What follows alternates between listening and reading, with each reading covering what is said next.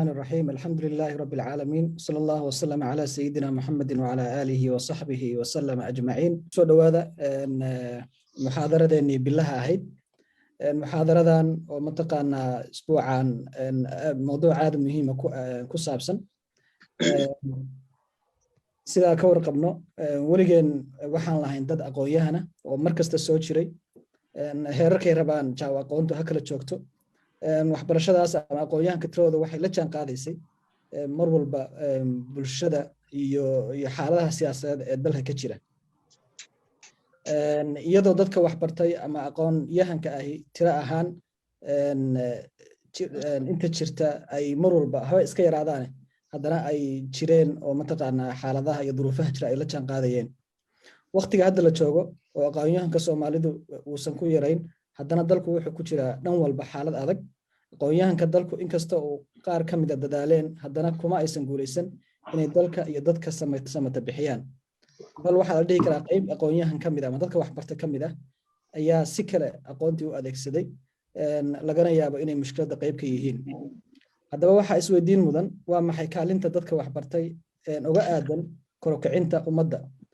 maxay inta waxbaratay ee Soomaalida ahi ugu guul dareysteen samata bixinta dalka mise xaaladaha dalka ka jira ayaa ka tan weyn marka loo eego awoodda iyo tirada dadka waxbartay ay leeyihiin maxaa looga baahnaa dadka aqoonyahanka ama ee waxbartay inay sameeyaan si xaaladda dalka ku jiro uga baxo oo dalku dalalka caalamka si lamid ah u hana qaado muxaadaradeena maanta ayaa dul haabi doontay ka jawaabidda su'aalahaas iyo dabcan su'aalo badan oo adinku aad qabtaan oo aad keeni doontaan dhamaadka muxaadarada waxa inoo soo jeedin doona Professor Dr. Ali Sheikh Ahmed oo mataqaana oo aad wada garanaysaan Dr. Ali Sheikh Ahmed ayaa ka mid ah aqoonyahanka farakutiriska ah ee ka soo qayb qaatay dowlad dhisidda dalka laga soo bilaabo dowladii carta ee sanadkii 2000 lagu yeegleelay dalka Djibouti wuxuu kaalin muhiim ah ka soo qaatay hawlaha gargaarka iyo horumarinta dalka tan iyo intii dowladii dhexe ee Soomaaliya ay burburtay Dr. Ali waxaa lagu xasuusan doonaa uu kaalin aan la hilmaamin doonin ku lahaa soo nooleyntii waxbarashada dalka laga soo bilaabo dugsi hoose ilaa heer jaamacadeed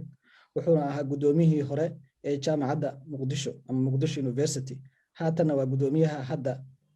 hay'adda cilmi baarista iyo horumarinta bariga Afrika ee DAD Professor soo dhawow waxaad haysataa 40 daqiiqo kadibna waxaan siinaynaa ka qayb qaatayaasha barnaamijka si ay su'aalo ama faallooyin kooban ugu biiriyaan برنامجك سؤال أستاذ بسم الله والحمد لله والصلاة والسلام على رسول الله والعاقبة للمتقين فلا عدوان إلا على الظالمين مهد وين أيانو جيدنا يا مامل كاسو أباولي برنامجكن يا دمان أنت أخيارتا أو كقيب قادتي دقيسيغا أما قدارها كدقيسير أما أنت بهين لجوغينه دمان آدي بعضو مهسنتهين run ahaan marka loo yimaado mawduuceena dib u dhiska dalka iyo kaalinta uu ku leeyahay aqoonyahanku waa taban waa meel culus waad ogtihiin macnaha ay ku fadhido run ahaan waxaan rabnaa inaan aad isula fahamno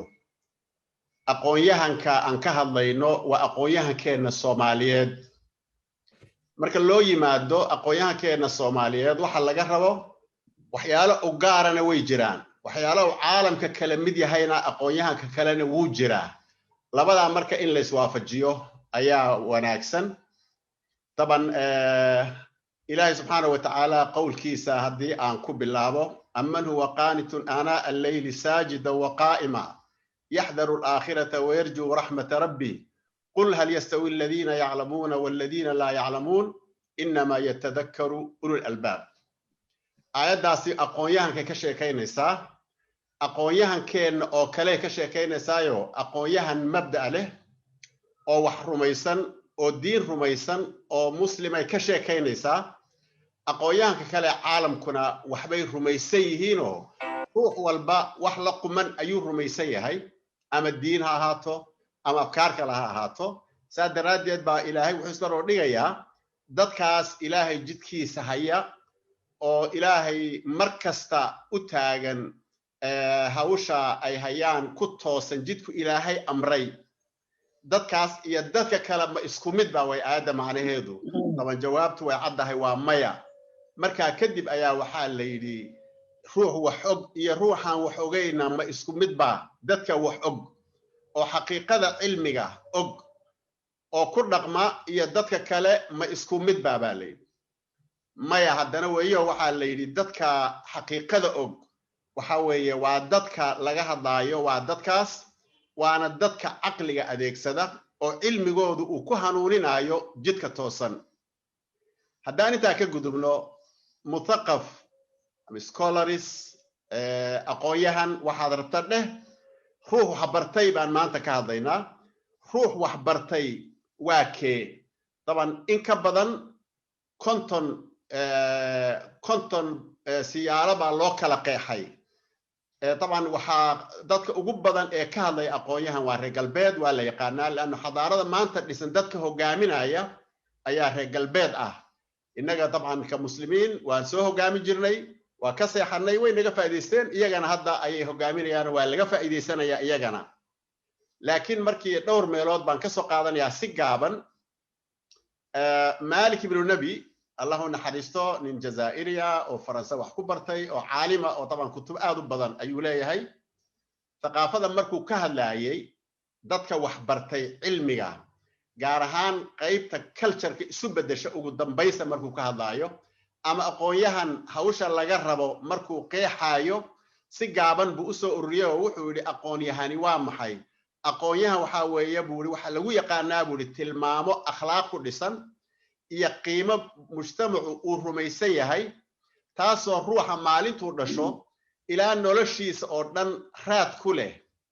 oo bedelaysa qaabku u fikiraayo iyo qaabku u shaqaynayo si toos ah calaaqo ula leedahay marka waxa laga wadaa ma aha cilmi badan oo baratay kaliya ma aha ee waa wax noloshaada sal ku leh iyo raad ku leh oo laga rabo adiga marka inaad ku dhaqanto inta kale aad barto haddii aan ka soo qaadano nin kale isaguna Faransiisa André Horiot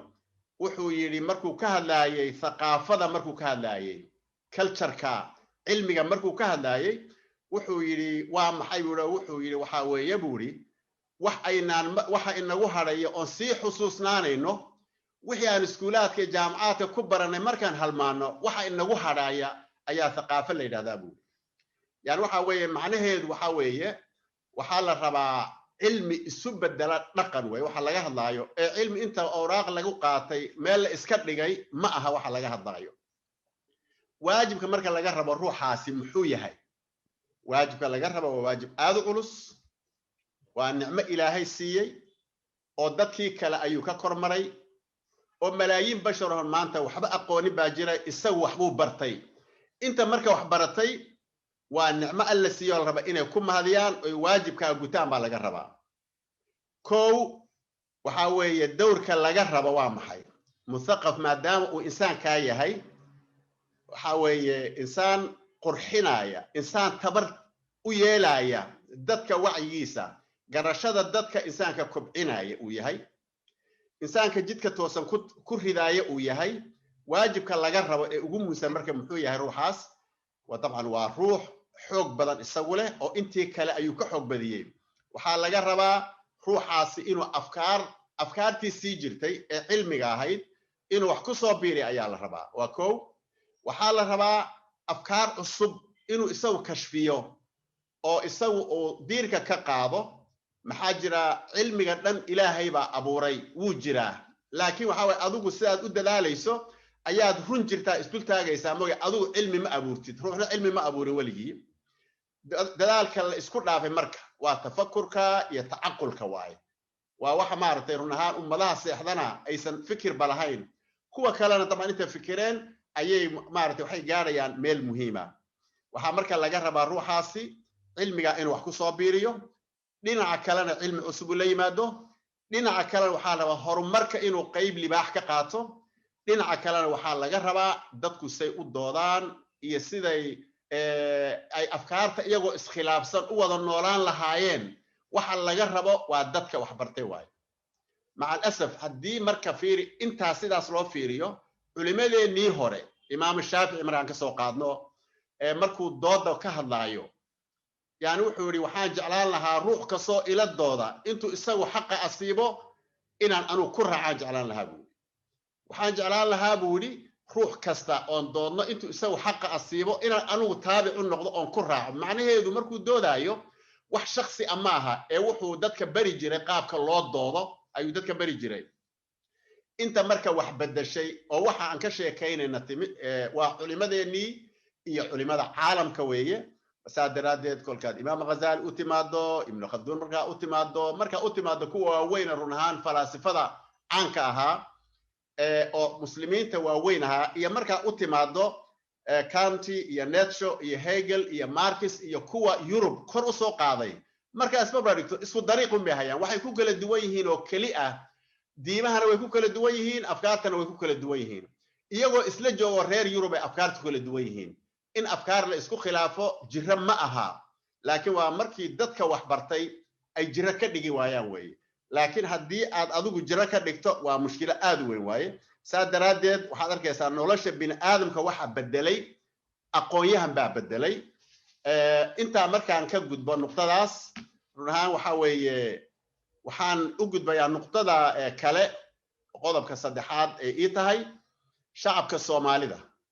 oo ognahay xaqiiqadiisa iyo siduu yahay aan ognahay muxuu ka sugayaa dadka wax bartay muxuu ka sugayaa inay u qabtaan waa su'aal muhiim waaye shacabka Soomaalidu dadkii caruurtoodii ay korsheen oo dhaleen oo soo barbaariyeen ay wax bareen inay maxay u qabtaan bay sugayaan taban waa simba intii aan soo sheegnay bay ka sugayaano waxay ka sugayaan noloshooda dhan inay dib u habeeyaan bay ka sugayaan waxay sugayaan afkaar cusub inay u keenaan ay sugayaan waxay sugayaan inay dhaqaalahooda jirooyinka maanta ay qabaan oy ka mid tahay nabadgelyo la'aantu oy ka mid tahay aqoon yaridu oy ka mid tahay jiradu oy ka mid tahay baahidu oy ka mid tahay isnaca dadku isnacay ay ka mid tahay jirooyinka waaweyn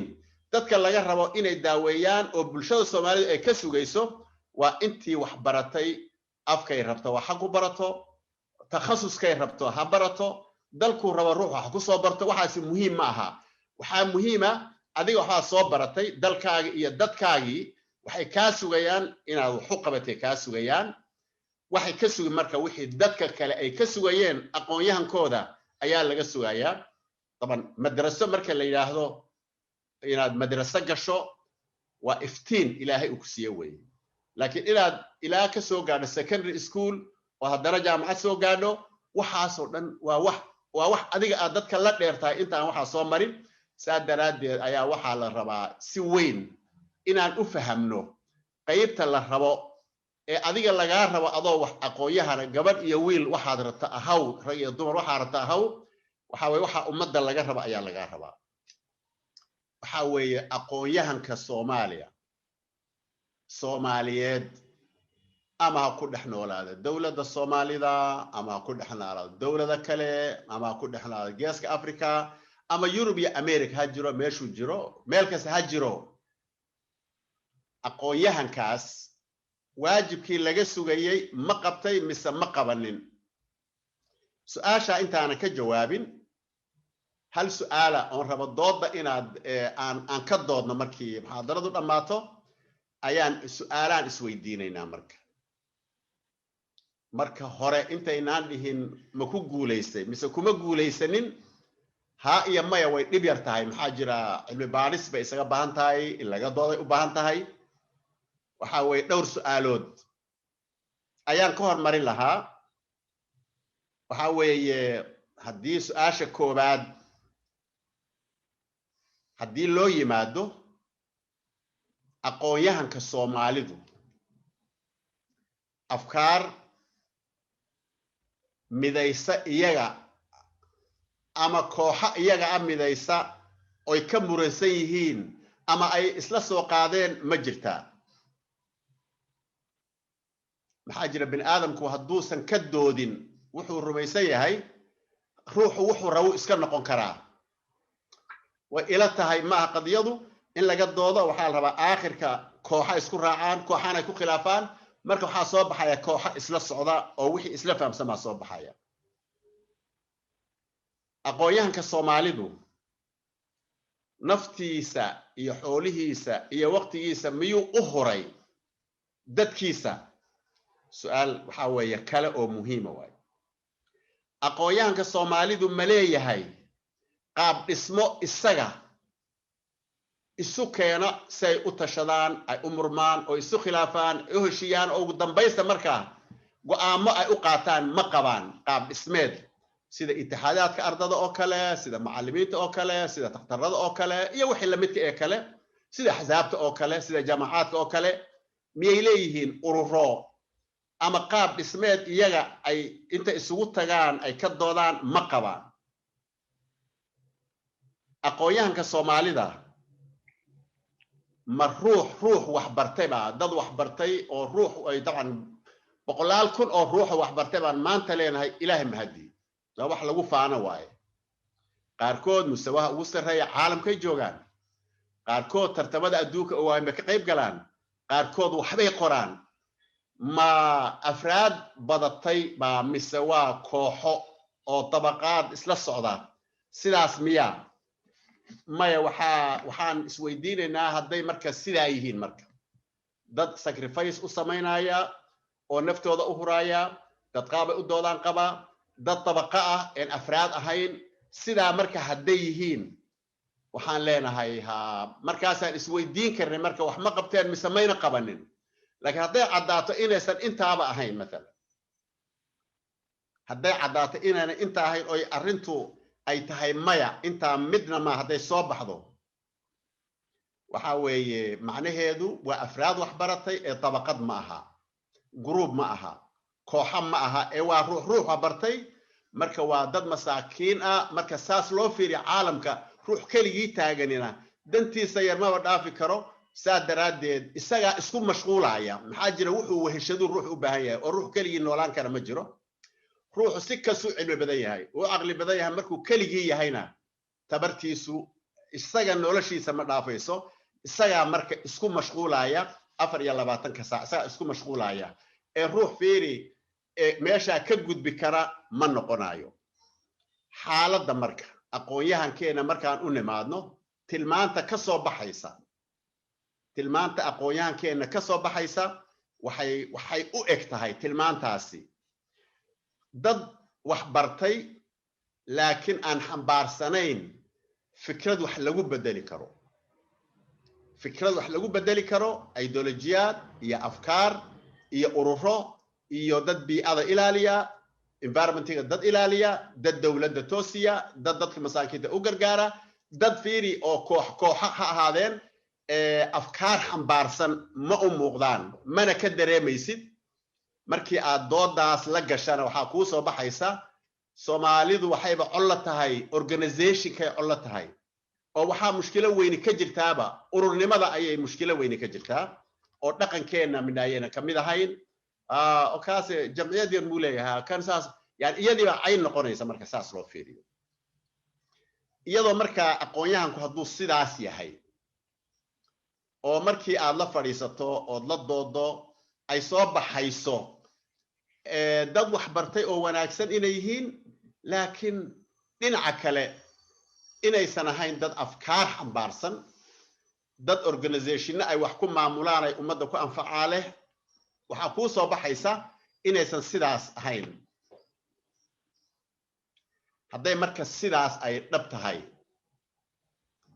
taban muddo dheer run ahaan doodahaas iyo dadka wax bartay waan ku soo dhex jiray doodo badan waan isa soo galay in badan saa daraadeed afkaar dad wax bartay oo fiican oo akhlaaq leh oo wanaagsan waa buuxaan laakiin waxaan ka hadlaynaa sida hadda مثلا falaasifadan reer galbeedka oo kale ay u bedeleen dadkooda مثلا sida مثلا Karl Marx uu shaqaalaha reer Yurub oo dhan xuquuqda ay leeyihiin ninka ugu weyn ee u keenay waayo shuuciyadan buu keenay laakiin reer galbeedku si kale uga faa'iideysteen oo ka quruxsan sida hanti wadaag uga faa'iideystay markaas xuquuqdii dadka kor loo qaaday leesh gabadhan uur kale ay u qodaysaa dhulka hoostiisa ay dhuxul uga soo saaraysaa kitaabkiisa marka akhriso raasamaalka ama capitals marka akhriso waxa dareemaysaa dagaalku galay dad badan buu anfacay ma aha inuu ilaahay rumaysan taas qadiyo kale waay ee waxaan ka hadlaynaa bini aadamkii ma anfacay ha uu anfacay maxaa jira waxbuu rumaysnaa waxaan dhihi karta noloshiisa oo dhanna inuu ku dhamaystay jiro iyo rafaad inuu ku dhamaystay laakiin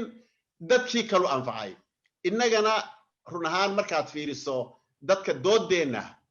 ugu badan markaad doodayno waxaa laga doodaa wax nolosha ka baxsan ayaa u badan haddii marka ay sidaa yihiin dadkii wax bartay oo aynan xambaarsanayn afkaar maxaa saa ka dhigay oo maxaa hortaagan inay noqdaan sida caalamka oo kale waxaa hortaagan waxyaalo fara badan waxaa hortaagan kow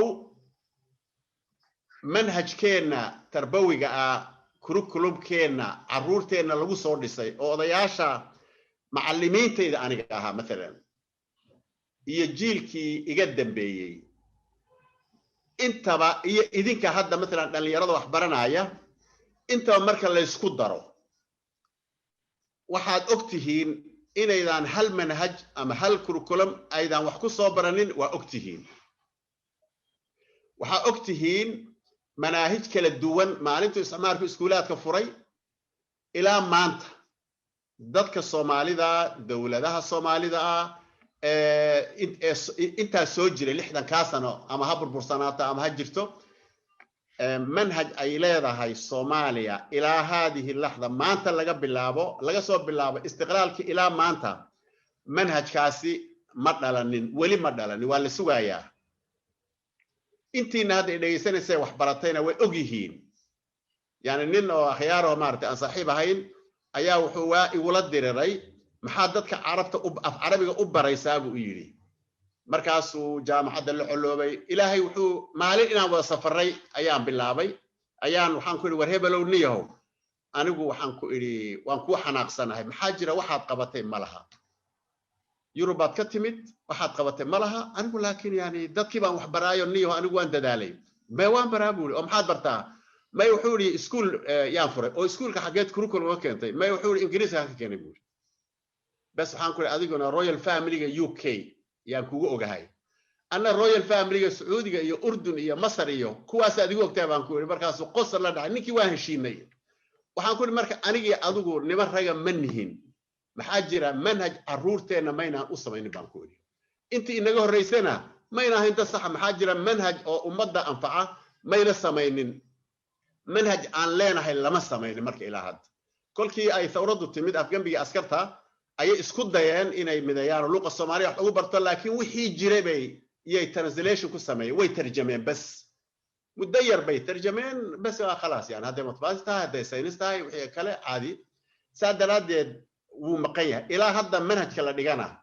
waa manhaj sharikaad ay lacag ku soo qaateen iyo in dilaaliin oo Soomaaliya wax baratay waa sidaas waaye mid hadda inta la isu keenay maalan magaalo walba Hargeysa ka soo qaad Boorama ka soo qaad waxa ka soo qaad Xamar waxa Kismaayo saasoo kale dadka dawladaha ka dhulkaas maalan intay dadkii wax bartay isugu yeedhaan oo la isugu yeedho oo odayaasha dhaqanka loo yeedho oo maamooyinka loo yeedho in la yiraahdo sidana nala qumana sida idin la tahay loo sameeyo waxa soo bixi lahaa kii runta ah marka meeshaas ka soo bixi lahaa sidaa daraadeed dhibta ugu weyn in haysata waa dhibta taban waxa manhajka carruurta loo baraa oo dawladdu waliba ay u bartaa oo la isku khilaafsanayn dal waliba wuxuu rumaysan yahay iyo taariikhdiisa iyo mustaqbalkiisa sida la quman carruurtan dadka dhalay inay rabaan in sida looga dhaxlo aniga ilmahayga waxaan rabaa inuu noqdo ilmo Soomaali ah oo Afrikaana oo Caraba oo Muslima sida inuu noqdaan rabaa ilmahayga saas waaye maxaa jira intaba xuduud baan leenahay intaba dhaqaala naga dhaxeeya inta waan ka tirsanahay saasaan rabaa laakiin muran ma keenayo xageen ka nimid oo yaa ina dhalay maanta oo dhan kuushitig miya mise waa samatic mise waa Somalitic maanta oo dhan intaas laga hadlay mar aan waxaan ku yiraahdaa dadka baahida markaan ka bixino yaa muhiim ah waxa muhiim ah Afrika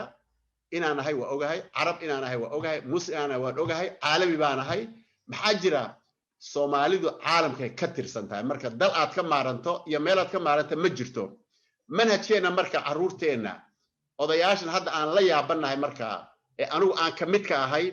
oo hawshoodii gabay iyo kuwa naga dambeeyay iyaguna nagu dayday oo khaldamay intuba marka la isku darayaan manhaj tarbawi ah mayna soo qaadanin dadaal yar ruuxii dhiibi uu ku mahadsan yahay laakiin manhajkaas khaladka ugu weyn meeshuu ka yimidna waa meeshaas yani waxaan aad isu dutaagay markii jaamacaddeenu aynan la furin meesha dadka loo diri jiray markaas waxaa loo diri jiray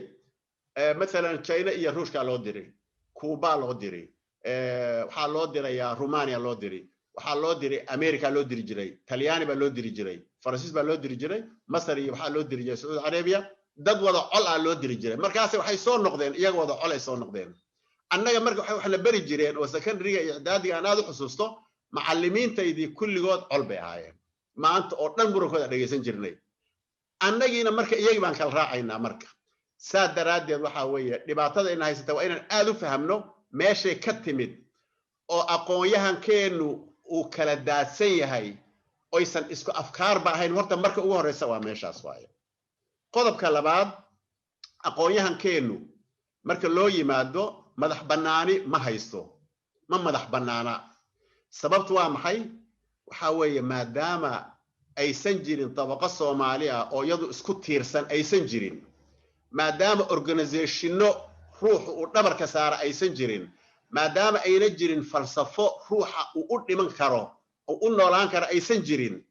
waxay ku qasban yihiin inay ku dhexdhalaalaan bulshada saa daraadeed markaskoodii quruxda badnaa ee kor jiray waa ka soo degeen bulshada qayb ka mid ah noqdeen markaasay waxay u yihiin taabic dadka kale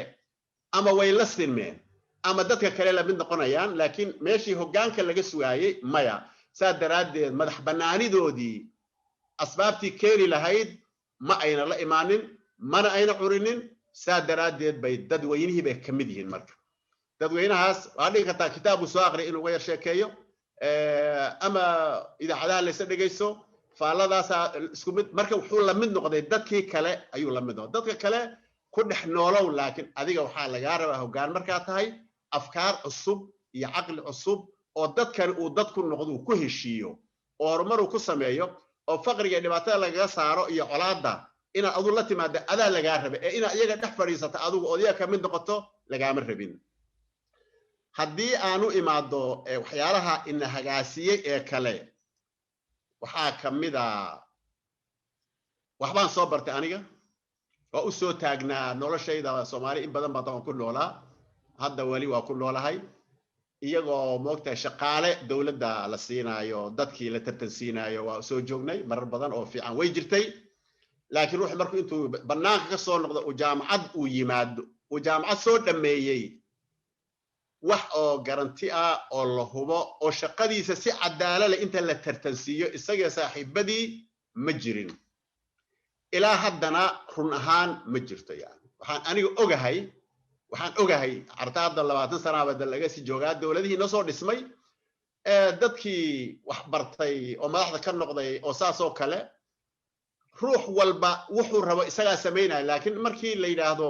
bangiga shaqo laga rabaa ee hal yimaado oo dhalinyaradii warqadihi ay geysato ayaa lagu qusi jiray ma waa hore dadkii la qaatay raali lahaado soo kii aad tirshay hal yimaado aadna tirahdeen oo maanta aan nimid waryaaq ka socota oo yaa ku wata taban intaasoo qadiyo magac hadda in la sheego macna male ayaan u soo taagnay waxaan ka wadaa Soomaaliga wax soo bartay ama gudaha ku barta ama banaanka inta la tartansiiyo isaga iyo inta kale xaqiisa inuu helo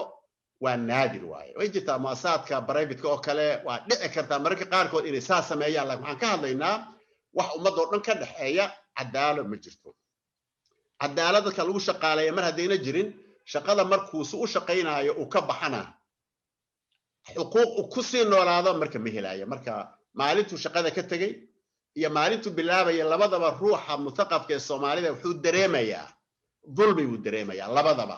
saa daraadeed wadanina ma noqonayo mana daraadana dalkana wax u qabanayo ma jiro maxay dalkan kama tirsana kii qalad shaqada lagu siiyeyna dalka kama tirsana maxaa jira adeerkii baa shaqada siiyey ama waxaa siiyey seedigii ama mid ay saaxiibin baa siiyey waa dulmi marka meesha marka fiiri iyaduna waa dhibaato xoog badan ugu dambaysta ruuxa Soomaaliga ah oo waxaan ka hadlaynaa tabaqadan dadkii wax bartay oo tabaqan noqon waay oo afraada waa soo sheegnay mabaadi ruuxu mabaadi ma qaadanin yani mabda ma haysto yani مبدا روح نوع ربها هذا لكن حال ربها فيري مبدا انا روح كبدله يعني مثلا انا waxaan qaatay falsafo dhaqaalo nooc معينه waxaan qaatay siyaasad waxbarashada waxaan qaatay siyaasad dadka fuqarada ah wax laga bedeli karo qaab dawladda loo dhiso مثلا waxaan qaatay مثلا doorashada aniga waxaan u dagaalamayaa dalkan in toos loo soo doorto madaxweynaha مثلا baarlamaanka toos loo soo doorto odayaasha la yiraahdo waa mahadsantihiin dhalinyaradu ay tartanto dad waxa u dagaalama oo mabaadi iyo afkaar leh ma jirto oo Soomaaliya saadaradeed markii xukunka ay yimaadaan inta kale kamayna duleyn yani dadka wax yaqaan markay power heleen inta kale kama duleyn abadan yani islaamiyadu bay ahaayeen saadaradeed Soomaaliga mutacallimka marka ma hal ruux ba mise waa laba ruux mise waa saddex ruux halka ruux ee wax soo bartay waxaa weeye waxaad arkaysaa Soomaaligii oo wax soo bartay oo ma sha Allah yani meel aad u fiican jooga oo sida caalamka dadka isaga la midka ah ee jaamacaadka soo dhameeyay ama masterka haysta ama PhD-ga haysta ama secondary ka soo baxay sidaas oo kale isagoo u dhaqmay waa arkaysaa waad ku farxaysaa maalintii ku xigtay waad arkaysaa marka isagoo reerkii ka tirsan baad arkaysaa oo qaadaankii reerka loo ururinayay oo reeraha markay isdilaayeen sagaashameeyadii la ururinayay yu isagoo professora ayuu daraf ka yahay marka mabruuk dheh maxaa jira meeshii laga rabay inuu isagu dadka kale celiyo ayuu wuxuu qayb ka noqday mooryaantii jirtay yuu qayb ka noqday ama jirridhe ama mooryaandhe ama magacaal badan bay gobolada ku kala leeyihiin saa daraadeed ayaa arkaysaa isagii oo professorka jaamacadda macallinka ka ahaa shalay oo maanta reerkoodii dagaalkii darafka aad arkaysaa wax la yaab la waay ma aha dadkan ka hadlay dad yar yar ma aha waa full professors kuwa on hubo ayaan ka hadlayaa aad yaab u leeyahay marka waa ruux labaad waay ya isaga marna wuxuu yahay professor marna wuxuu yahay kaaba qabiil ama ruux qabiil ka tirsan mar saddexaadka waxa arkaysaa isagoo qabiilkiina khiyaanaya oo qabiilkiina inuu ku meel gaadho raba markaasuu qabiilkiina wuxuu ka dhigtay jaranjaro lagu fuulo siduu masab ku heli lahaa buu ka dhigtay saddex ruux waa hal ruux waay marka inta sidaasa in yar ma aha ma dhahayo dadkoo dhan waa sidaa maya dad fiican baa jira oo khiyaana laakiin oo afraad iska ah oo mabaadi lahayn oo iska toosan way jiraan laakiin waxaan ka hadlayaa boqolaal ruux oo sidaasa oo Yurub iyo America lacagta ka soo guri jiray oo hubo oo qaarkood aan la dooday oo qaarkood aan ku culuwnay doodaas ayaan ku hubaa magacooda hadii loo baahdana waagi loo baahdo waa la sheegay hadda meesha lagama sheegayo laakiin waa la sheegi karaa in badanna Soomaalidu inta way og tahay ma aha dad qarsoon in kamid ma qarsoona marka ruuxii oo saddex ruuxa ayaad arkaysaa waa wax oo la yaab la waaye hadii marka loo yimaado ruuxa saddexda ruuxa waxa kaliya hor runka ah wixiisa hadda marka inuu shaqaale noqdo oo si u noolaan lahaa kaliya markuu yahay muthaqafka weyn oo scholarska markuu yahayna shaqo isaga baahan yahay markuu yahay reerka ku dhex jirana shaqo isaga baahan yahay shaqada markuu hela reerka xog fali maayo waxbarashada xog fali maayo dantiisi yarta ahayd buu mashquul ku yahay taban wax ka soo caama waxba ka soo haraya waanu urdaarnaya dadka akhyaarta ee sharafta leh oo run ahaan aan ahayn sidaas inay raali iska hadaan ma rabayo waxa weeye waa ogahay dad badan oo akhyaar oo nafta garab dhiga hawsha inuu jirto laakiin waxaan ka hadlaynaa wax guud baan hadda ka hadlaynaa haddii loo yimaado jirooyinka ma la daaweyn karaa ha waad ogtihiin hadda si loo daaweynayo maxaa jira intii inaga soo khaldantay inaan saxnaa muhiim ah saas waaye intii inaga soo khaldantay oo manhajku ka mid yahay waa in la saxo waa koow in la beero fikirka ah in wax la wada leeyahay maxaa jira hooyo iyo aabbo 24 saac waxay kaaga sheekeynayaan wax adiga ku dhibi doona mustaqbalka waxaan ka hadlaynaa dadka badankiisa reer hebel baa laga sheekay dagaaladii baa laga sheekay maanta oo dhan baad dhageysan adoo yar wixii baad cabbi markaad weynaato wax barataa in kamid ah iska sixi kartaa marka manhajkaas in la toosiyaa kow ah in wax la wada leeyahay institutions la wada leeyahay ama muassasaad la wada leeyahayna وإن حق لصار ومنهج كأي كجرته مالين تإلما وحلا برايو إنه كجرته مركز عالم كاميرا قاركود أتصو عرقته إلما يريان أو لح سنة جرا أو برلمان أنت اللي جيو خد بينا يا القصة دولة نمدن إنه يقولين بالبرايا وحال لقينا يا جامعات كان لقينا وإلمي حرورتها واي إنه وحن وذليهم بالتصنع يا سادراد جامعاتنا يا برلمان كان ووحيسي إما هو وزير كي وزارة دي غير هبليو دولة دي غير هبليو جد كي غير هبل معها أرنتم مايا قاضب كصدق هذا الربا إلا بيرو وحاوي قرشة السياسة دا إلا كبعيا الربا قرشة السياسة دا وإلا كبعيو وعروتا إيو يرى لبرو سي جنريشن أصابحو أما جيل أصابحو وحقرنا يا انت انا waxaan rabaa si fiican loo abuuro ayaa la rabaa waxa kale oo la rabaa in la beero institutionno ama hay'ad ama jamciyad bay'ada ilaaliya oo pressure group waxa loo yaqaan ah oo markay wax kharimaan jaraa'idka iyo mudaharaad iyo qaylo iyagoon hub wadanin ayaa la rabaa hadii marka la waayo dad isku dhafan oo isku duuban waxa lama sameyn karo سادراد منهجك laga bilaabo xilka ugu weyn wuxuu saaran yahay tabaqada wax baratay oo ruuxa inay samaysantaa la rabaa tabaqadaasina ma samaysmayso hadaan la samaynin ee afraadda baan ahaanaynaa saadaradeed hadii taa la waayo markastaba waxaan ahaanaynaa afraad aan tabar lahayn yadullaahi macal jamaa maxaa jira xooga marka la isu geeyo labada gacmood marka la isu geeyo ay xoog leeyihiin gacan kaliya ma sabcisaa la yiri maxaa jira tabar ma laha waxyaalahaas marka fiiri hadii aan la samaynin oo dadka wax bartay ay noqon waayaan dad iyagu dooda oo inta iyagu murmaan ugu yaraan intii isku takhasusaba waxay samaysan karaan wax iyaga ka dhaxaya way samaysan karaan laakiin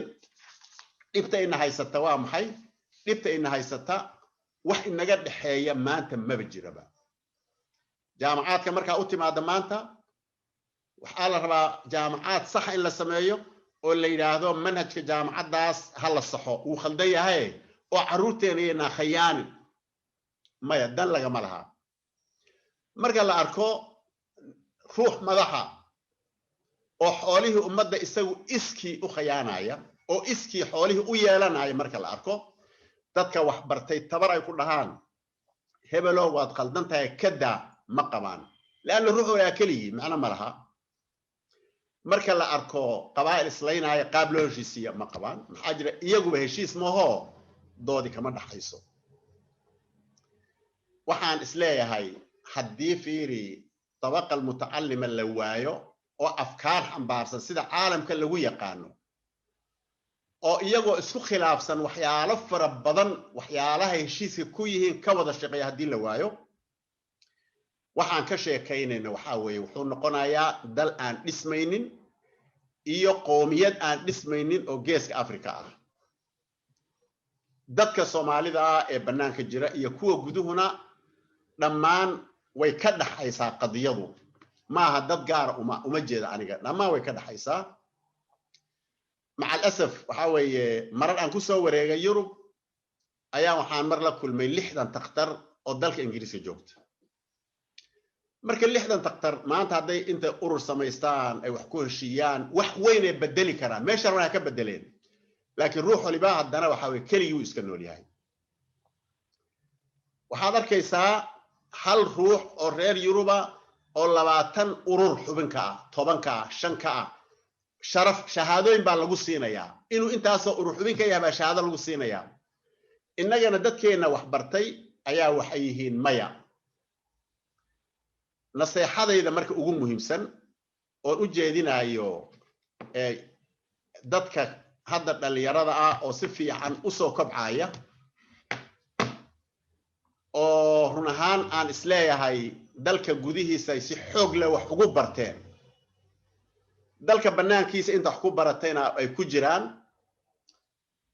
waxaan leeyahay waxaan ugu naseexaynayaa ha soo celcelinina gafkii soo dhacay annaga odayaasha soo sameeynay aabayawiin ay soo sameeyeen ha soo celcelinina gafkaas nabiga calayhi salaatu wasalaam wuxuu yiri la yuldaqu almu'minu من جحر واحد مرتين دبالها نقولنا مركا حاجرا أنك دبالوني إذنكو هنقول ضيانينا يعني جدك غلط كأ وهجان نقوي بقولال كنا وحبرتي وهجان نقوي هكوب بيرنا إذنكو فرصة هاي ستان وامحي ما أنت وحدا يستان فرصة نادرة هاي ستان سوت حاول التكنولوجيا لنا إذا ساعد سو ست نبير باصح يبقى نقون كرتان أو سبران كرتان ست نبير بعد علاقة أسمى يسن كرتان أو ما أنت عاد كل روح ست نبير عاد هالرسالة هو دير كرتان ست نبير آيات مارتي رسالة عاد وجود بين كرتان أنت أمرك وحيد ككالمين يسا كلا فوقاشيه أنك نوصل نعي أي إذا كإلى لنيسا أو شارس وحيد السين يسا إن صاحب النقطان جيل أسباتهين جيل كأصل وحال لجربا أفكار إنه كوميدو على جربا تخصصات أيليهين بكوميدو بكران وهذا كرت مثلا إيكونوميك أنت كسب حضي إلا هلو لبكون صدق كل الروح أو أنت كوميدو على الربا وحال ربا إلا هلو أرجب أيليهين أو حقوق الضمر كيعرورتا أسو تاجن وحال ربا إلا هلو اللي يرو يجو أسو تاجن بأذن جيده هذه كنا معدن أو وحول بقى مصيبة النقدي دفاع هذا ريال يوروب وحصوصا لحدما يدي تضوات ما يدي ورهذا بأذن كشقينا يا أفراد بهاين ما أنت نوام حي أحزاب دلالك حكمتوا أحزاب دلالك حكمتوا ما أنت يعني دلك كمل إذا لكن حاول حال ربا دتك وحبدلي إلا قد دال ربا حاول وحان قلنا سيحينا يا دليرة مرنا إنaysan khaldamin oo fardinimadii soo baabi'isay macallimiintooda ay waxba la qaban waayeen kelinimada inaysan dariiqayda ayna marna marin marna inaysan ku khaldamin diinkooda iyo dhaqankooda inay ka hor yimaadaan maxaa jira ummaddu markay taariikh leedahay taariikhdeeda in la ilaaliyo rabaa taariikhda la ilaalinayo uu diinkuna laf dhabar ka yahay waxaa arkaysaa ruux intuu hadlo maanta oo dhan hadlaayo arkaysaa laba ruux oo ingiriis oo meel fadhida 150 ruux oo Soomaali ah oo af ingiriis lagu hadlaayo oo af ingiriis la jajabinayo oo sakaraada la wada adeegsanayo war maad af Soomaali ku hadasho labada ruux loo tarjamo maxaa jira waa isla xumaanay ha isla xumaanina waxaan aad uga mahad celinayaa dhammaan akhyaarta dhageysatay yaa aad uga mahad celinayaa waxaan leeyahay waxa ku mahadsantiin inaad dhageysateen hadalkaygaas waxaan ula jeedaa dalkeena dhibaatada maanta haysata waxa ka saari kara dabaqad mutacallima oo samaysan ha isku khilaafsanaada waxay rabaan laakiin dood wadaag leh السلام عليكم ورحمة الله وبركاته. وعليكم السلام دكتور علي شيخ أحمد كلمة قيم كوناكسان نفسه جلسي دكتور سودو أقول يا دكتور واكم مغلا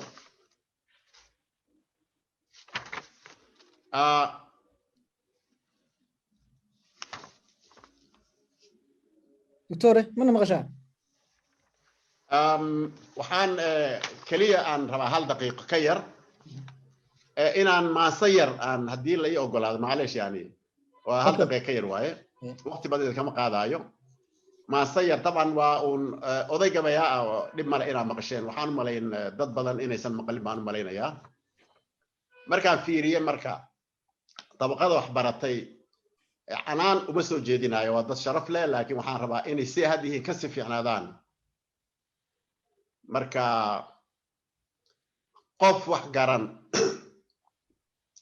wax garan wuxuu garan markuu hawl ka geli waayo qof wax garan oo ilaahay cilmi siiyey iyo aqli qof wax garan wuxuu garan markuu hawl ka geli waayo gurmad iyo dadaal wacan markuu geysan kari waayo inta gaararkiis tuban markuu gacanba siin waayo garawshana ka bixin maalin qura waajib laga gaabshay ka gaabsado inuu wax baro dad kale garashadu haysto geestaadu qaadaba taladu sow guracan maaha wassalaamu calaykum warahmatullahi wabarakaatu waa iga dhan tahay shukran doctor aad u mahadsan tahay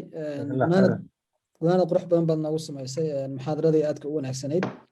waxaan filayaa in akhyaartu ay aad uga bogteen waxa weeye hadda waxaan u gelaynaa qaybtii su'aalo kooban iyo comment marka qofkii su'aal haya inuu soo koobo qofkii comment ama faallo kooban haya hal daqiiqo inuu qaato marka gacanta hataa qofkii raba raise your hand meesha gacantaada likusi insha Allah taala anigana waa ku siinaya soo dhawaado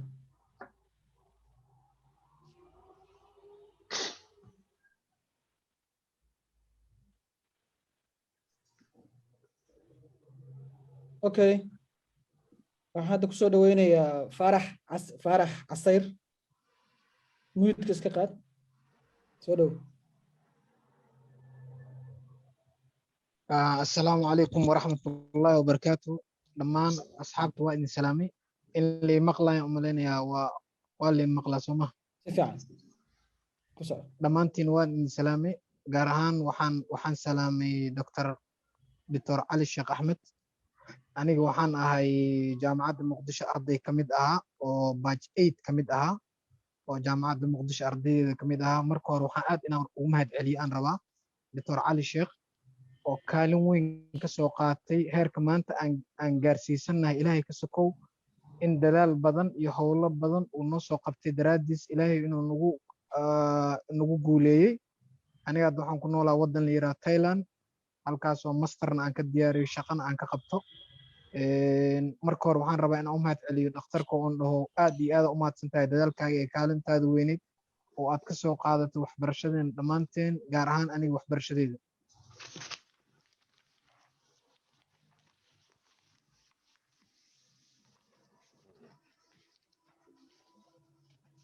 haddii la maqlo waxaan ya waa ku maqalnaa ustaadi marka waxaan rabaa comment inaan ku darsado dhakhtarka Dr. Cali maanta oo dhan wuxuu noo sharaxayay oo aadan u fahanay dhibaatada haysato aqoonyahanka Soomaaliyeed iyo ummadda waxa ay kaga qayb qaadan karaan waxyaabo badan oo aan u soo joognay oo nolosha ka mid ahaa jiray marka waxaan rabaa inaan dhakhtarka hadaa wuxuu yiri waxaan aad uga xumahay qaladka annaga aan galnay ha ku celinina mar kale oo idinkana midkii aan sameeyno kala ha sameynina waxaan rabaa inaan comment yar idinla wadaago ah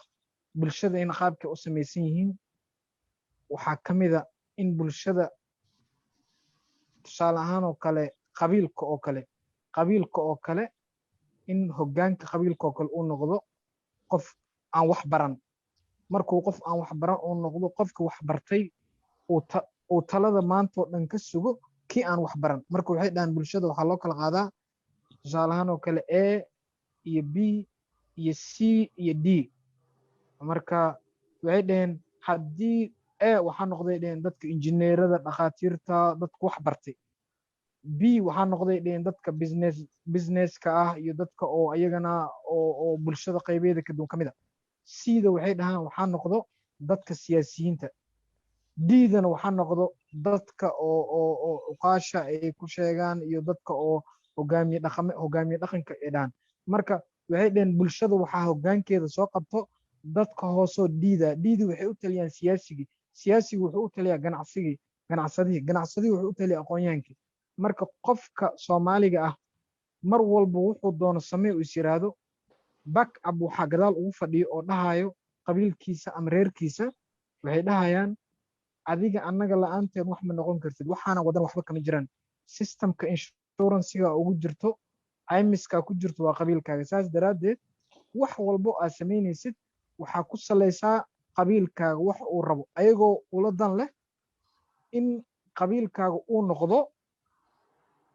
midka priority wax walbo aad samayso daa wax xadayso siyaasi aad tahay haddii aad dhagar kala samaynayso waxoo dhan waxaa manaafacaad ka raadinayo qabiilkaaga haddii qabiilkaaga ay helaan kulligood way ku ammaanayaan ama reerkaaga ama tolkaaga say doonaan ha noqdaan laakiin haddii xoogaa aa weeciso oo aad dhahdo soomaalinima hoos u samaynaya waxay kaa soo qaadayaan inaad tahay nin xun oo sidaana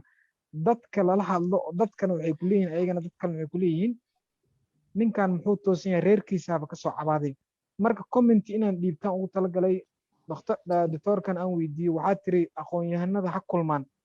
oo waxa sameeyaan tusaalehaan oo kale qaybta dhaqaalaha barata ha kulmaan qaybta beeraha qaybta sidaas oo kale qaybta sidaas oo kale ma alumnayada jaamacadaha u dhisanaa isku keenayo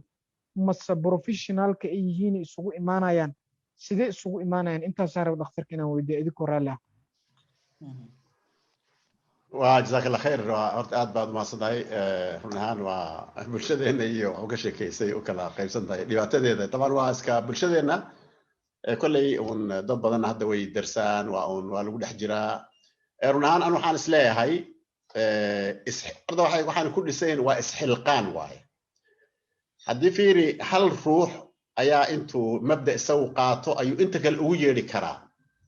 يعني هذا مثلا أديك أو كلا تخص كاجا أنت لهذا مثلا هذا كسوق عنه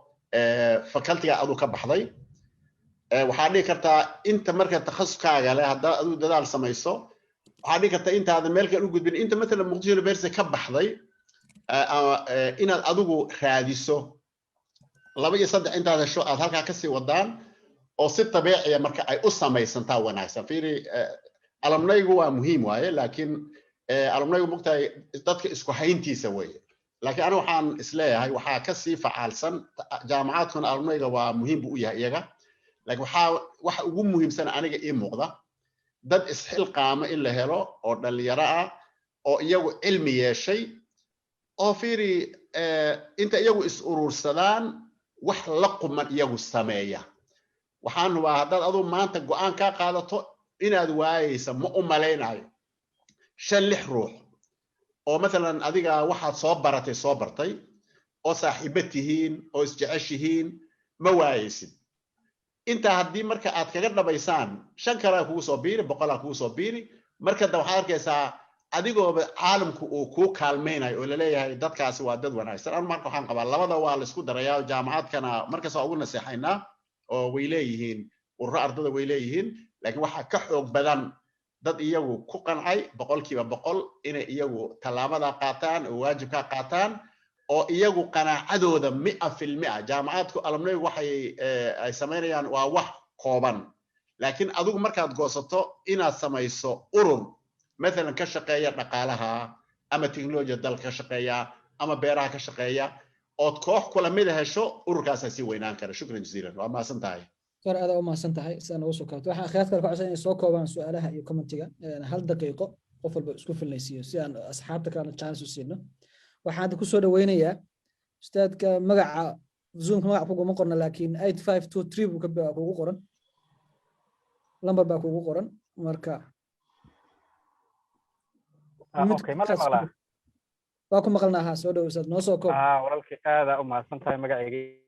إبراهيم أحمد آدم بالي هذا والسلام يا دكتورك مقالة برمهام UK أيان كسو قلي وأنا دكتورك أرددي سو مقالة بورلينجل هذا كسو قوري ودكتورك آدم أمقرنا يا وأنا كفر حسنا قلت إنان تلقى هذا وقتي هدان سوكو بس الشيء ده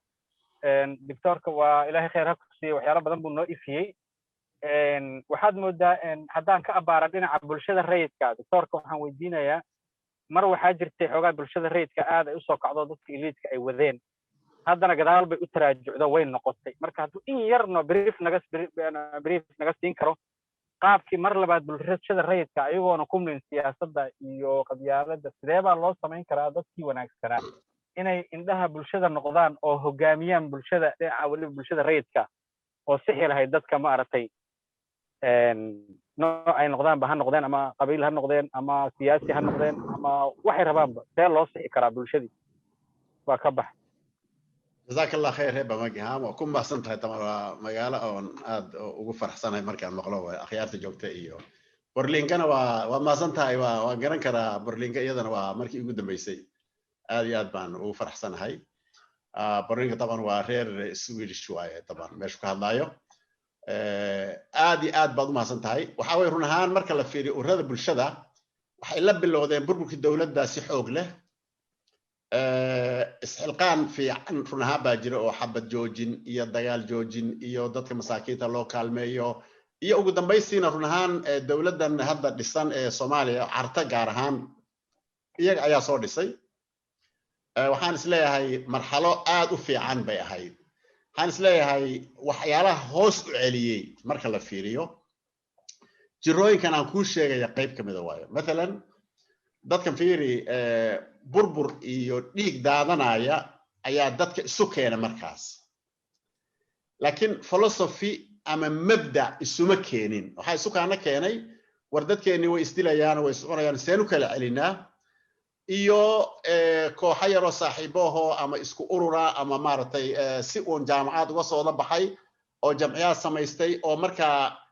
iyaguna hawlshooda iska qabsay marka dad isu yimid oo inay wax qabtaan isugu yimid laakiin dad oo isu keentay mabaadi isuma keenin meesha markii la maraayo oo carta la gaaray run ahaan dadkii noogu firfircoonaa in ka mid ah siyaasaddii bay galeen siyaasadda dabcan markay galeenna way ku dhalaaleen siyaasadda markay galeen ururadii bulshada way ka dhex baxeen marka dawlad la helay shaqo raadin iyo wasaarad raadin iyo hawshaasaa la galay waxyaalaha marka aan sheegayo fiiri dadku markaysan mabaadi iyo afkaari isu keenin ma sii wada joogayaan ugu dambaysta yani saas waaye marka raggii shalay tole ururada bulshada ugu xoog badnaa maanta dadka dalka qayb ka mida burburin ayay ka mid yihiin camaliya markaas aan fiirsayaan maxaa jira mansabkaas markuu helay wax baa la weynaanaya in ka mida markay galeen run ahaan meeshaas ceeb weyn bay keeneen runta marka la yidhahdo oo hadda waxaa la leeyahay ururada bulshada hadlaysa maxay yihiin hebel baa ahaa soo kan tuuga noqday caadi lagu leeyahay mogtahay yani waa mushkila in haysta marka laakiin haddana ururada bulshada adduunka waa wax qiimo weyn leh runta marka la yidhahdo welina way jiraa ururada bulshada oo rag run ahaan aad raalli uga nahay oo weli mitid ku ah ururada bulshada oo dagaal joojintan iyo dibashisiintan iyo waxqabadka weli way jiraan laakiin waxaan ka hadlayaa xooggii uu lahaa sidaad u sheegtay hoos buu aaday laakiin haddana in dib loo soo nooleeyo wax mustaxiila maaha waa mahadsantahay jazaaka allah khayr shukran doctor aad waa mahadsantahay hadda waxaan siinayaa ustaad oo video ku jira magaca uguma qorna zoomka ustaad waxaa kugu qoran 85853 ومكة حاج يوسف جزاكم الله خيرا أدبان إذن سلام دمانتين مقعي ومكة حاج يوسف وحان إذن كسو سلام يا مرايكنك وحان آدو مهدعلين هي دكتور علي iyo muxaadarada qiimaha badan ee inoo qabtay waxa kale oo mahad celinayaa dadka ka soo qayb galay ma sha Allah sharafta badan inta kadib su'aala yar baan rabay inaan weydiiyo doctorku wuxuu ka hadlay dadka aqoon-yahaniinta iyo hadee isaga oo sheegay caqabadkii soo ka hor yimid iyo inayna wax badan qabteen wax badan ay u dhimayeen marka doctorow ma dhihi karaa aqoon-yahaniinta dowr badan oo ay lahaayeen ayay dhumiyeen khaasatan intii burburku jiray oo runtii weliba qayb haddaad ishaartay oo kolkii la dhaho dadka aqoon-yahaniintii ma aha uun dadka barofesoradii iyo dadka ku takhasusay dhinaca jaamacadka aqoon-yahaniinta ururada bulshada kamid ah ama dad badan qayb kamid ah waa ururada bulshada waxaa kaloo jirto aqoon-yahaniina dadkaas hadda facultiga ama jaamacadaha ama arrimahaas qaybta ku leh waxaa kaloo aqoon-yahaniina dadka culimada ah marka khaasatan dadka aqoon-yahaniinta ee aan sheegaysay ka hadlaysay maanta ma dhihi karaa dowrkoodu aad buu u yaraa markii khaasatan lagu jiray burburka iyo dhibka intii dambe iyo intii xataa hadda wax dhismeen culimada sidoo kale soo iyagana ma dhihi kara dowrkoodii meesha uu ka maqan yahay waxaa kaloo intaa weheliyay kolkaad caqabaadka ka hadlaysay dhowr qodob oo muhiim aad ishaartay waxaan isdhihi karaa waxaa lagu diri karaa iyada lafteeda caqabad ku ahayd dadkaasi isku ideolojiyadba ma aaminsanayn qayb waxay wax ku soo barteen reer galbeedka waxooday rabeen inay naga gadaan oo naga dhaadhiciyeen weliba nalaga dhaadhiciyey qayb kale waxay ahayd waxbarashadii khaasatan wadamada carabta iyo dadka muslimiinta kuwaasna oo iyaga runtii noo fiicnaa intii burburka lagu jiray dadkii kor noo soo qaaday mayna ahayn dadka galbeed ka yimid waxay ahayn dadkii wax kusoo bartay wadamada carabta kuwa laftooda carabta ideolojiyaad bay kala wateen marka ma dhihi karaa dhinacaas wax badan baa yaa annaga nagaga dib dhacay haddaan nahay shacabka soomaaliyeed intaasi waa qaybta kale ka shacbi ahaan waxaba yaraatee ma aaminsannahay taas waxaan u malay waxaa ku ficnaan lahay dadka inay ay arrintaa aan fahanno ma aaminsannahay inaan waddanka wax ku leenahay haddaan aaminsannahay oy quwa shacbiya jirto oy quwa qoraal ihi ay jirto kitaabo wax la qoro oy saxaafad jirto ilaan awoodaha hadda soo kordhay waxaa ka mid a quwa saxaafa oo aan la dhayalsan karin away haddaan shacab nahay waxeenni away maxay uun inta maamulka ee kolba hadda maamusha waddanka la joogo ama Soomaaliya yaa maxay milkiyad iyadu u leedahay oo hadda milkiyadda ay iyadu isu siisay taas waxaan u malayn ka shacbi ahaan ama ka shacab ahaan waxaan u malayn inaan ku baraarugsanayn marka inaan qaadanno dhaliishaas iyada sababtoo ah dadka shacabka hor istaaga dulmiga shacabka hor istaaga waxay wax ku muujin karaan saxaafadda waxay wax ku muujin karaan sidoo sheekhu sheegay mudaharaadyada waxay wax ku muujin karaan qoraalka marka shacabkeena ma aaminsannahay inaan waddanka wax ku leenahay si aan haddaan wax ku leenahay maxaan u hor istaagi laanahay waxa ka jira waad mahadsantahay jazakallahu khayran magacaaga waa maka xaaji yuusuf maka xaaji yuusuf ahlan wasahlan mahadsantahay shukran xabibi adu marka waxaa tahay dadkii reer galbeedka noqotay hadda khalaas yani marka maxaa sidoo kaan dhexdaraysaa annaga marka shukran jazakallahu khayran doctor run ahaan waa ku faraxsanahay jazakallahu khayr horta fiiri dadka aqoonyaha marka laga hadlaayo al-asal waa culimo moogtahay takhasuska un baa kala duwan ruuxan marka uun dabcan innaga boqolkii sane ugu dambeysay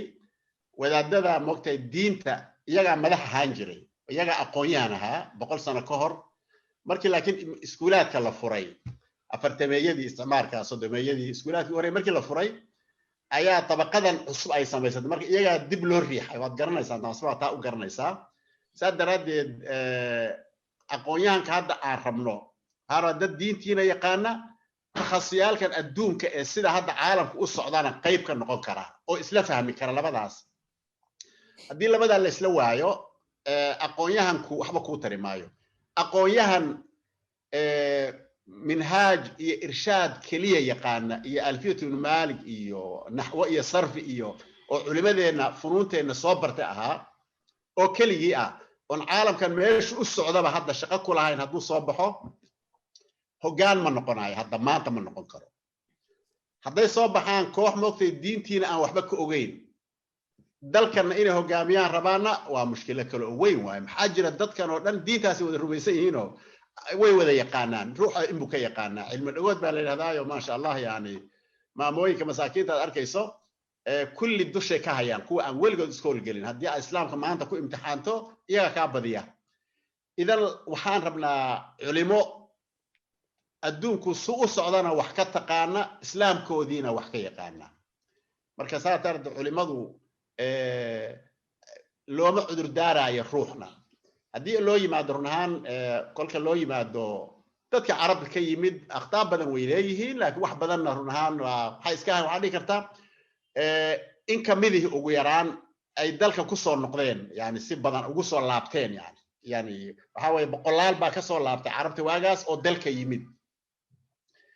xooggan hadda reer galbeedka aan ka sheekaynanana markaa kadib ay wax barteen aslan waagaas moogtahay dhulka la jiray waa dhulka carabtay ahaayeen waad garanaysaan si fiican baad u garanaysaan iyagaa loo shaqo doonan jiray waxbarasho loo doonan jiray kabacdiina dadkii run ahaan markii intaasoo milyuun ay qaxday ayaa idinku waxaad noqoteen moogtahay dadkii bannaanka wax ku soo bartay xoog kale oo soo biiray baad noqoteen run ahaan saasaa marka waxaan isleeyahay waxqabadka dadka carabta ka yimid mararka qaarkood uu u muuqdaa laba shay weeye saan u malaynaayo sidii mar nin UNESCO ah oo jaamacadda markii aan furnay jaamacadda oo dhowr bilood furnayd noo yimid markaas waxaa la yidhi muqdisho waxaa ka furan waxaan maqlay buuri riboodkana wataa buuri UNESCO ay soo dirtay UNESCO 400 oo iskuul oo aan mushaharkooda bixinno ayaan aniga ribood ka rabaa buuri boora baan soo maray buuri ilaa haddaan socdaa buuri ilaa kismaayo aan u socdaa niyahow ninkaaga jaamacadda yar meesha madaxda ka ah wariga sii buuri mee shacabka warsaan ku yidhi annagu hadda hal iskuul oo UNESCO mushahar ka bixisa maana arkin baan ku yidhi moogtahay wuxuu ii weydiiyey markaa dadkiinan carabta ka yimid maxaad kuwa kale su-aashaadaasuu ninkaasi weydiiyey waa nin jarmala oo UNESCO ka socda waayo maxaad idinku uga facaalsan tihiin may waxaan ku nidhinayahow inaan isku dambaabine idinku waxaan ku idhi dad khamrada idinla caba oo saaxiibo tihiin oo Soomaali ah ayaa soo dirsataan baan ku idhi oo dad fiican yani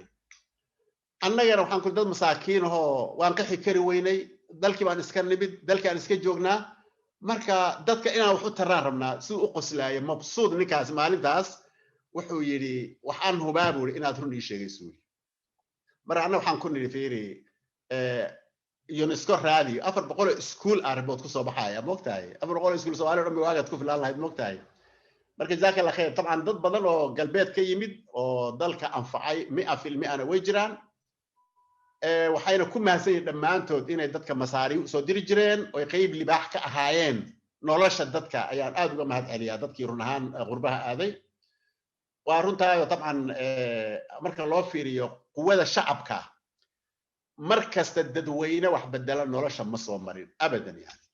madaxaaga ka saar fiiri shacab weyne intuu kaco wax bedela ma jiro hatta hadduu isku dayo ugu dambaysa meel darmu ku dhamaanaya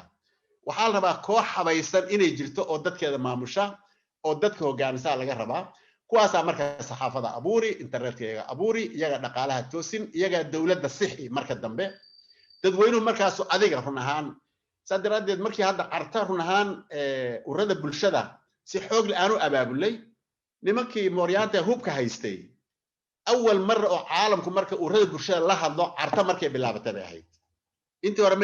maynan urada bulshada la hadli jirin abadan sadaradeed waxaan qabaa adigii amtaalaka iyo inta lamidkay wax baratay waxba shardi maaha ruuxu inuu meel ugu sarreysan la ma ruuxa ibtidaa dugsiga hoose ka baxay culimadu ka dirsan yahay abadan yani ruuxa kitaab hal kitaab akhrisan culimadu ka dirsan yahay saadaraada qadiyada maartay shacabka meeshaasaan la aadaynaa waxaa la rabaa shacabkan dad wax bara oo hogaamiya oo xoogooda marka dambe waa hadda jarmal mesela xisbigii shalatole xisbiga cayaaran la dhihi jiray dhowr ruux baa markii aan anigu secondary dhiganayay maantana dalalka xisbiga wuxuu ka mid yahay shacabkoodii oo dhan baa marka dooranaya maanta yani haddaad marka aduu hadda aad samayso xisbi run haddaad samayso on reerna ku salaysnayn tuugnimo kalena ku salaysan haddaad samayso dad ma waaysid waad maasan tahay shukran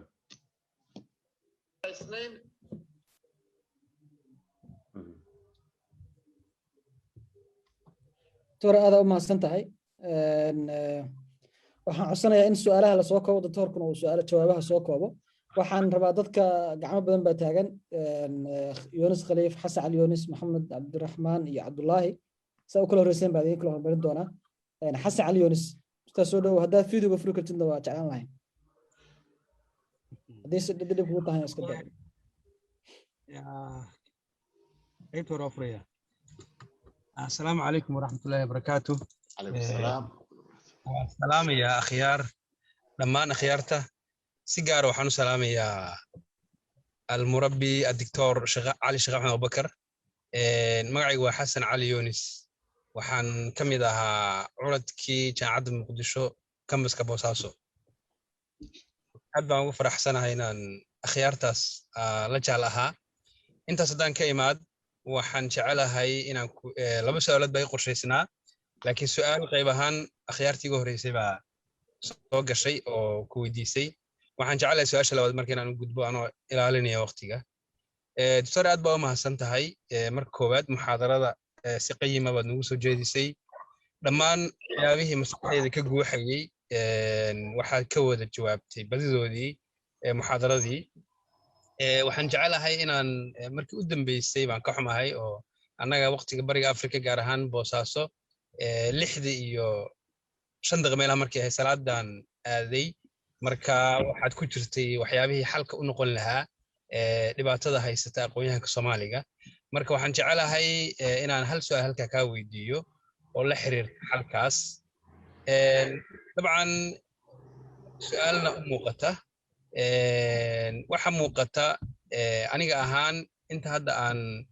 ka fahmay muxaadarada iyo inta aan horay uga hayay aqoonyahanka Soomaaliyeed ladiisa waxa igu soo biirtay in ay ku jirto wax aan dhihi karo fuleynimo ama inay hayso ku dhac la'aan maxaa yeelay sida muuqata halganada ay aqoonyahanka adduunku soo mareen taariikhiyan waxay ku bilowdeen hal qof iyo laba qof waxaana dhammaantood ka hor yimid caqabado waaweyn oo qaarkood kalifay in ay laga musaafiriyo waddamadii ay u dhasheen oo ay dibad joog noqdaan kabacdina ay waxa weeye halkaas afkaartoodii ay ka miro dhashay tusaale ahaan Karl Marx markii uu awal bayaan shiyuuci ku dhawaaqayay wuxuu joogay Ingiriiska isaguna dabcan wuxuu u dhashay waddanka Germany hal nin oo la yiraahdo Frederick Engels oo isna Ingiriis ahaa ayuu helay wax afkaartii uu xambaarsanaa la qaata dadaalkii iyo dagaalkii xooga badnaa ee uu galay muxaadarada waxaa noogu sheegtay in dad fara badan oo adduunka maanta jooga oo shaqaaluhu ugu horeeyaan ay ka faa'iidaysteen marka waxay tahay su'aashaydu fuliynimada ku jirta aqoonyahanka Soomaaliyeed sidee looga bi'in karaa walow hadda xogaa ayna in muuqato in aqoonyahanka Soomaaliyeed ee maanta dhalinyarada ah aqoonyahankii ka horeeyay oo aad hormuudkoodii tahay adiga inta kula jaalka ah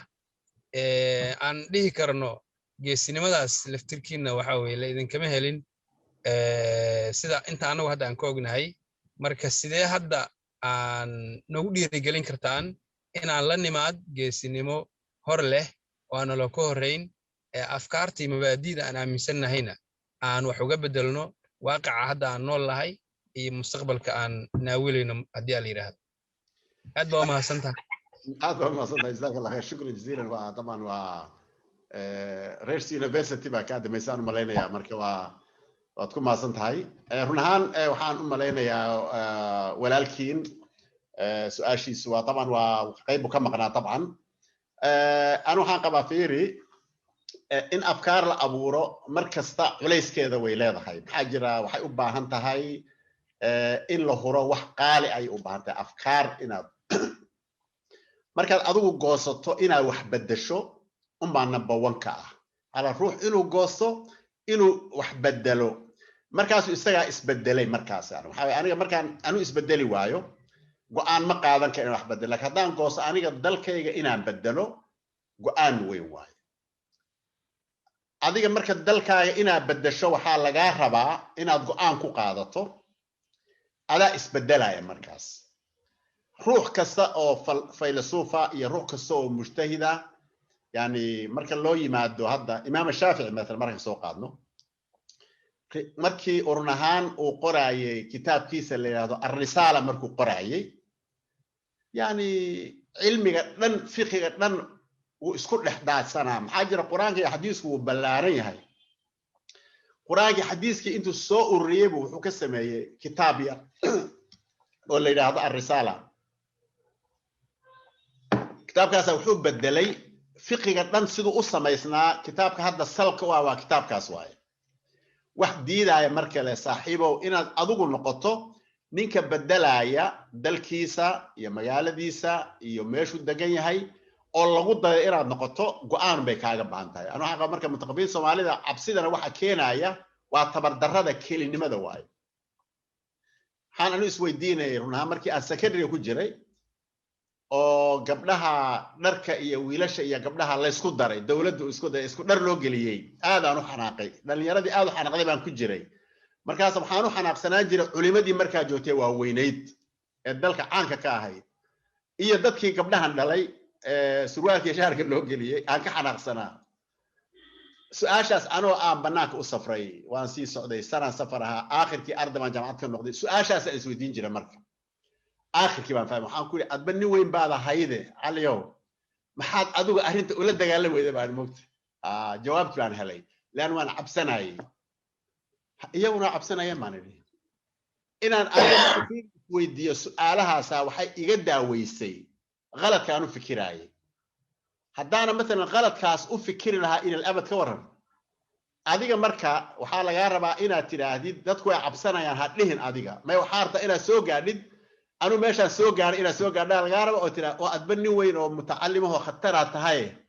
yaad eedaynaysaa dadka kale ha eedayn adiga saadaradeed aniga maalintaas waxaan goostay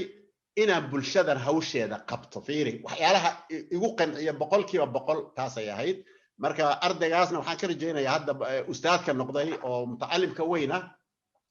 waxaad adiguna u dhaqaaqi leedahay waa kelinimada wehel raadso oo ruux labaad iyo ruux saddexaad markaad tihiin ayaad wax weyn samaynaysaan sidoo hadda مثلا Marcus Engels u helay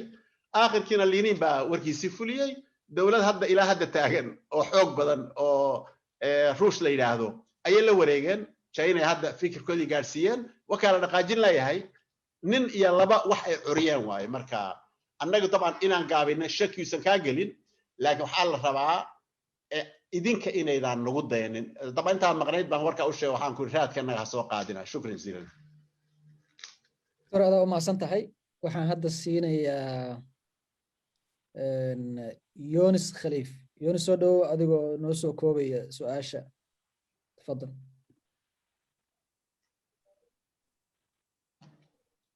السلام عليكم. عليكم السلام. سفيعا سودو. وما سنت ولا أستاذك حليا هاي وما سنت وصحيح محاضرة قيمة بالآن نسيسي وأنا الإسلام هي دمانتي الإسلام كالسلام عليكم ورحمة الله وبركاته. السلام. لا يوجد دائرة هاي مغطى. هل كان مهم أنا أستاذك سؤال ويديو لكن وحنون المدينة كومنت بحثوا. waqtigan soo koobaya buu ilaahay no haddii aan wax qaldan ustaadka halkan joogo insha Allah iga sixi doono buu ilaahay horta waxaan ahay arday PhD dhigta oo bachelorkiisa ku soo qaatay dalka ku soo koray muqdisho ku soo barbaaray jooga iyo waxa jirana soo ogaayay burbur dowladda la dhashay markii aan dunida imid wax kala la kulmay waxyaalo marka waxa jiraan isweydiiyay inta badan dhalinyarta Soomaalida aad u jeclaan inay dhiirigeliyo sababtoo ah waxaan jeclahay inay wax bartaan PhD ay leeyahay sababtuna wax kale ma ahan markaan master ka dhameeyay dad badan oo saaxiiban nahay ama waalidiya waxay ugu yiraahdeen bis waa waqtigii waxa la gaaray wadanka ku noqon lahayd kursan lahayd ku biir lahayd miiskii dadkii hore waxay mareen marka waxaan niri waan soo dadaalay inta soo sano wax soo qabtay intii dhiman waa wax yaro balan ku daray kaadi yaari insha Allah marka dhibaatada jirta marka waxay tahay dadkii ma kala fahansana wax la yiraahdo aqoon marka waxaan wada baraarug oo ku saabsan aqoonta dadka Soomaaliyeed dhalinyaro fara badan ay jirto wax baratay oo dalkii joogto shaqo la'aan heeda la yiraahdo waa sax horta waxaan isku xirnaynaa jiro shaqo iyo aqoon isku xirnaa sababta ay quraanka kala qaado وهل يستوي الذين يعلمون والذين لا يعلمون isku midna ma noqon karaan marka waxaan leeyahay haddaad adiga aqoon yeelid ama aad wax baratid waxay ku anfacaysaa adiga dadkaaga sidaas darteed marka waxaa ka ammaan galayo dhibaatadii ummadaada waxaad baraarujinaysaa familkaaga haddaad qoys fiican soo saaratid oo aad maxaa carruur fiican ay yeelatid micnaheedu waxay tahay bee'adu waxaa u tartid deegaanka waxaa u tartid dad intifaac laha ku soo dartid laakiin waa ognahay haddaad liiska ganacsi ama lacag iska yeelatid carruurtaada faraha ka qaadid bee'adii dad xunina ku soo dartid laga yaabaa midaan toosina iska jiri karo oo adigana aadan baraarujin marka waxaan leeyahay aqoonyahanka Soomaaliyeed ama dadka wax bartay waan ognahay dad badan oo hadda aqoonyahanaa oo dalka kharibayo oo iska buuxaan inaan ka hadla ma doonayo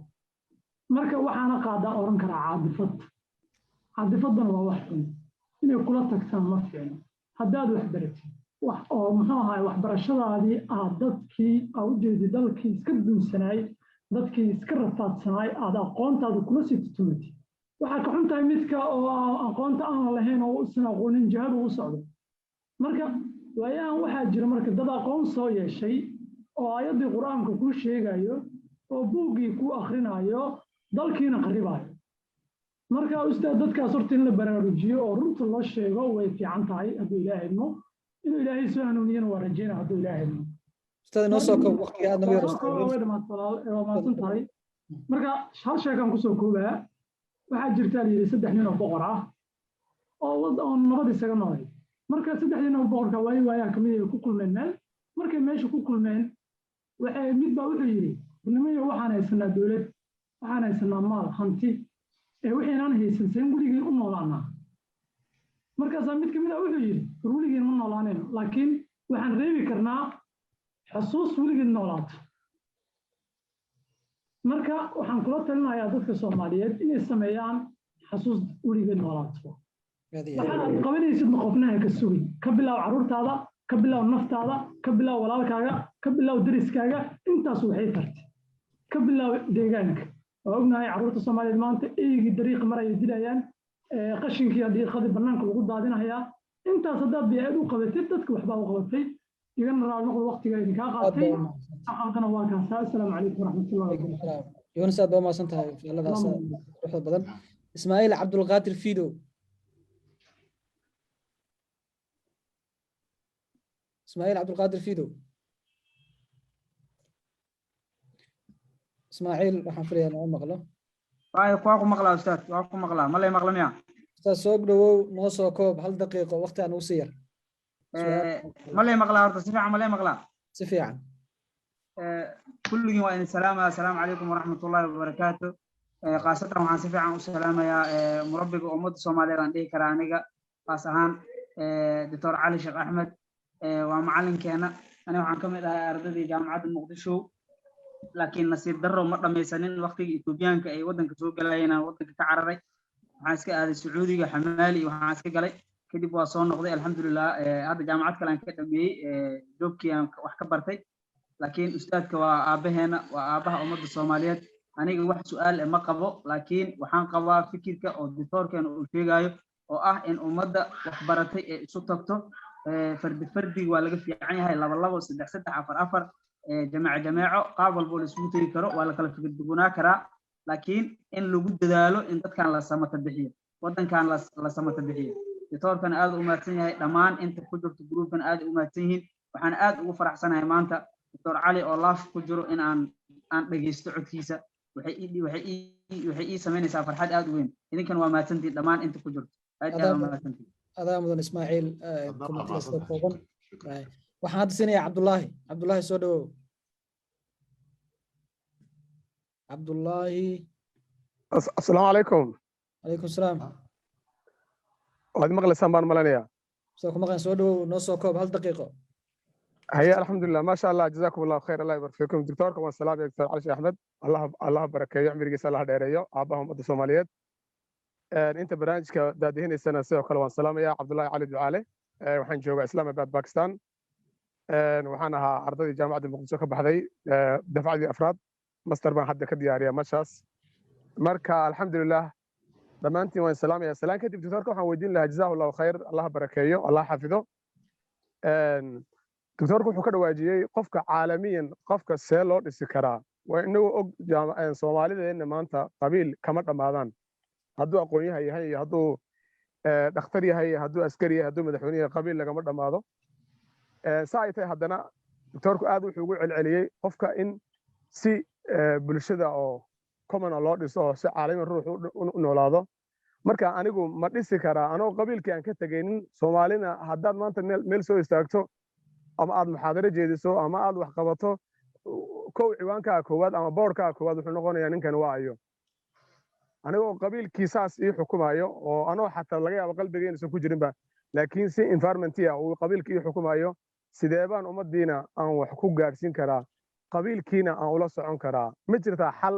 labada la isku wadi karo mise haddaad qabiilkuna u goweeye haddii aad mataqaanaayey dadka bulshada caalamiga ah saad u go'aysan u gomiya mise waxaa jirta qaab oo dhexdhexaada oo la isku iman karaa jiro ummadiina aan ugu dhex jiro qabiilkaygii oon qabiil ahaan aan kolla wada Soomaalidu qabiil bay ku soo jeeda qabiil bay ku abtirsadaan qabiil baa yaa halaagay oo halaagooda kamid ah hadda ilaahay uu hada qabiil meesha dhigay waxna la iiga dhegeysan karaa haddaan anigii aan noqon wada qof personal oo aniga ah ninaba dhegeysan maayo marka doctorka waxaan dhihi lahaa khayr Allah jazaahu Allah khayr qaabkee aan isu waafajin karaa labada mise isu iman karaan waa mustaxiilba assalaamu calaykum جزاك الله خير آد بقى المصطفى عبد الله قال في سؤال ونحسن أنا بلاين وأفكر دي ساعة عبارة سماها أفكر دي عبارة سماها أفردون خد توري ها مركا عبد الله بقول مهد قال أفكر دي عرينا كلها بدل أقول إسكحري بالك إسكحري رهان وحان لا هاي قبيل هرت مشكلة معها سيدي سبيع waxaan ka hadlaynaa dulmi baan ka hadlaynaa waxaa la diidayaa ama qabiilkaaga ha ahaado ama meelka inaad dad dulmi ku raacdaa la diidi adiga marka mushkilada inaga haysata ninkii muthaqafka ahaa oo adoo kale Cabdullaahi oo kale مثلا ay ruux intiina hadda dhageysanaysa dhinacna waxa weeye nin aan wixii shaqo ku lahayn reerihii buu iska dhigayaa dhinacna in badan oo iyaga kamid ah xumaantii reerihii bay ku jiraan ma aha reeraha kama hadla waxaan ka hadlayaa xumaanta waxa marka laga hadlaayo inaadan dulmi cidna ku raacin cid ku dhahaysa maxaad reerka ugu dhex jirtaa ma jirto waxaan ka hadlaynaa adoo kale oo mutacallima oo reer inaad ummadda dhan hogaamisa laga rabay dulmiga reerkiina wada ama saaxiibada wadaan ama cidka marka ku raacdo waxa ma hagaajin kartid saasa laga wadaa waxa marka meesha ka maqan mabda baa ka maqan taban aniga hadda waalid iyo caruur iyo saasoo kale iyo kulli waa adeer waa abti waxoo dhanba waa qoyskii waay laakiin waxaa laga hadlayaa anigoo dadkii anfacaya xumaantooda ma deyn karaa haddaan xumaantooda deyn kari waayo aniga ani wax ama samaynin mar haddaan xumaantay wadeen ku raacayo anigu anna isma bedelin iyagiina waxba kama qaban karo way halkaas way mushkiladu adiga marka waxa laga rabaa iyo ruux kasto inaga mid ah dulmi inuu samaynin bas fiir qadiyada muhiimka waa qadiyadaas waay مثلا qadiyada ku saabsan reerka qaaraankiisa Soomaaliya reerka qaaraankiisa waxa la rabaa waxaad hubto oo sax dadka ka kaalmee laakiin aniga reer qaaraan aan hubo in dad lagu leynaayo ma bixinaayo maya reerka ay ula culoobi Soomaaliya ma waxaan marka diyaar u ahay in reerka ula culoobo maxaa jira oo lacagta adoo bixinaysa diba dad lagu dilaayo reerka kula culoobo Abdullah waxaan malay fikradaas inay waadax tahay qadiyadu marka waxa weeye waa qadiyatu dulmi waaye waa gardarro inaad ku raacdo tolka ama saaxiibada ama dad kale waa intaasu haddii marka adigu aadan fikrad haysanin oodan adigu inaad wax bedasho aadan rabin adigu isma bedeli kartid haddaadan adigu fiiri aadan diyaar u ahayn inaad madax tahay oodan rumaysnay adigu inaad madax tahayna dad kale ku hogaaminayo adigu marka dadkaas ayaa taabic u noqonaysaa marka la rabaa labadaas in sida loo kala ilaaliyo mushkiladu waa gardarrada iyo dulmiga ha ku raacin ee adeerada iyo abtiyalka iyo ina salaanto soo ziyaarato madax u salaaxdo waxa la rabaa waxaasi nabiga kaleey salaam qaraabadii ka go'ay qaraabadii kama go'in bal bil aksi waan dir cashiirad kala qaraabay meeshu ka bilaabayba reerkiisii baa markii ugu horeysay laakiin reerkiisii intii saxda ahaydna isku dariiqay mareen intii qaladka ahaydna waa Abu Jahl iyo dadkii la midka ahaa waa kay meeshaas ku kala tageen sadaradeed wax saxan adu samee adigoo madaxana samee ma aha adigoo dad taabic oo ruux dad iska raacsan oo dad daba galaya sameeynin ma adigoo madaxa oo saxa samee waa ma santaan Abdullah shukran jazakallahu khair Allah ibarak fik ustaad doctor jazakallah doctor hada ma santaan hadda waxaan sameynayaa saddex su'aalood u dambeysay baan israaciina hal mar waxaan ku soo dhaweynayaa Maxamed Cabdiraxmaan kadibna Maxamed Xuseen kadibna Cabdalla waxaan Cabdiraxmaan soo dhaw bismillahir rahmanir rahim wa alayhi maqla sooma ha bismillahir rahmanir rahim ilaahay baa maad kale inta kadib waxaan rabaa inaan u mahadceliyo Dr. Ali Sheikh Ahmed barnaamijka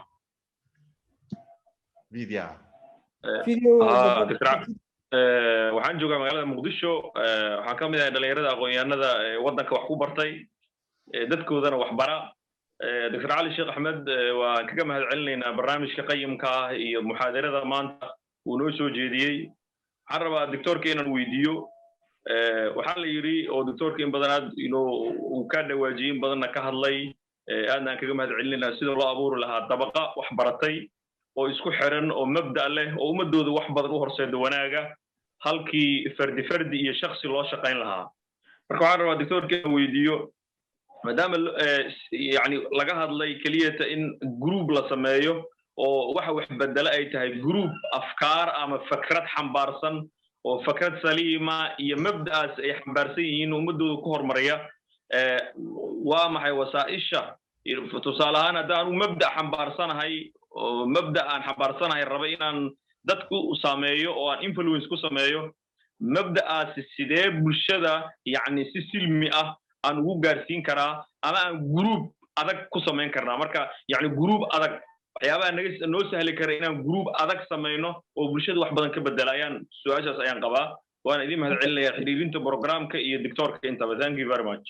محاضر هذا مدن نصدق وسراعينا محمد حسين شكرا محمد حسين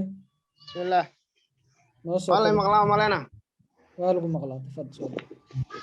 ما شاء الله دكتورك هذا محمدنا ضمان dadka soo qayb galay oo xiriirina barnaamijkan waxaan joogaa magaalada Muqdisho waxaan kamid ahaa ardayda ka qalin jebiyay 2019 jaamacadda Muqdisho su'aalo kooban aan weydiinaa ustaadka hadii la yiraahdo ana soo koobayo hal su'aal qadan lahayd waa noo si fiican lahayd waqti aan wasi halka su'aal ku soo koob hadii la yiraahdo insha Allah su'aashan qab waxay tahay waa doctorku wuxuu ka dhawaajiyay dadkii isku faculty ahaba inay macnaha ay israadsadaan isku group ay noqdaan dadku ayagoo isku faculty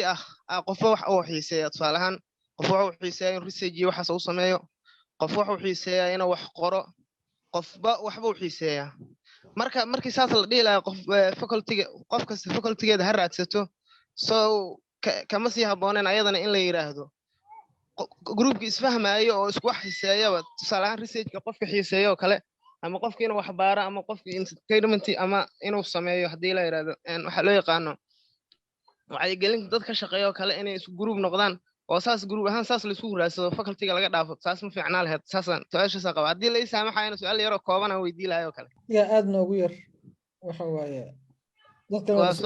waa boobsiina hadii la yiraahdo insha Allah la idul qaato su'aasha kale qaba waxay tahay waxa laga shikay qabiilka iyo in badan iyo qabiilka inaan qalad lagu raacin iyo waxa soo kale tusaalahan qabiilka hadan si positive aan uga shaqeeyo oo tusaalahan wax isku soo jiida qaaraanka kale marka laga hadlayo qaaraanka waxyaabo oo positive oo qabiilka wax soo kordhinayo wax ku soo kordhinayo wax carruur wax la barayo kale ama wax kale wax laga qabanayo haddaan dhinacaas ka soo geliyo oon qaaraanka waa bixiyo aniguna hala keenaan iraad su'aalaan oo meeshaas aan si wanaagsan aan u isticmaalo ayadana soo ma fiicno intii dadka qaar qabiilkay shootka qabaan haddii qabiil soo qaadaba waa ka cararayaan meesha marka ma tintiin Abdalle qof dambeeya Abdalle Abdi Balle السلام عليكم مالي مقلع واكم مقلع نصو كوب ايوه ما انا سؤال باو waxay weydiinaya su'aal shay waxaan qabaa aniga waxaan arday dhigtay Hindi aan jooga arday dhigtay cilmiga biology-ga oo art science-ka oo master ka diyaariyay hadda ardayda qalin jebiyaan baan ahay waxaan jeclaystay wadankeena markaan aad ka soo qaad waxaan rabaa inaan wadankay wax ka qoro ama research ka galo ama qeyrad ha noqoto ama wax science ha noqoto waxay ahaato marka hadaad tiraahdo wadanka wax ka qoraya lima aaminaya anigu ahaan ama research ahaan inaan wax ka qoro wadanka berika maalin dadka ama dadka mustaqbalka dambe si research-ka aan waxaan publish karay anaa iskale laakiin markuu qof gaala ama qof kale ajaanibi wadan kale joogo waa la soo dhaweynayaa wadanku wax ka qoro waa loo ogolaya laakiin qofka Soomaaliga waa loo kala soonaan karin anuu hadda jaamacad baa ayaa ku dhashay wadanka wax ka qor toobigaaga laakiin wixii muhiimada ah jaamacadda ka liga caawinaya laakiin dalka waxa rabti ka qor laakiin qalabkii ama wixii sambalada soo qaadanaysa wadanka keen oo jaamacaddan ku baar waa lagu ogolaya toobigan waa lagu ogolaya laakiin dawladii ama shakhsiga ama state-ka kuma ogolo laakiin nin cadaan markuu yimaado ama nin ajaanibi ah aad baa loo jecel yahay in wax ka qoro la soo dhaweeyo laakiin ardaygii ama qofkii jecel oo PhD-ga ama research qoraya lama jecelo waay caqabadahaas dib ugu haysa anaga hada professor-ka iga jawaabto insha Allah intaas aan idin okay doctor soo dhaw saddex su'aalood aad u mahadsantahay jazakumullahu khayr waa dhalinyarada waa ku faraxsanahay طبعا su'aasha koobaad sidee loo sameyn lahaa waa tabaqad oo moogtahay mutacallima oo iskaalmaysata oo sidaas oo kale runahaan horta adduunyada haddaan u kala qaadno dhowr shay oo degdega waxay ku salaysan yihiin sida hadda philosophy-ga oo kale ama diimaha oo kale waxyaalo dadku ay rumaysan yihiin oo waxyaalahan xadaarooyinka ilbaxnimada waxa meesha ay ka timid ama waa diin xadaarooyinka badana diin baa salo ah diintaasi diinta ilaahay soo dejiyay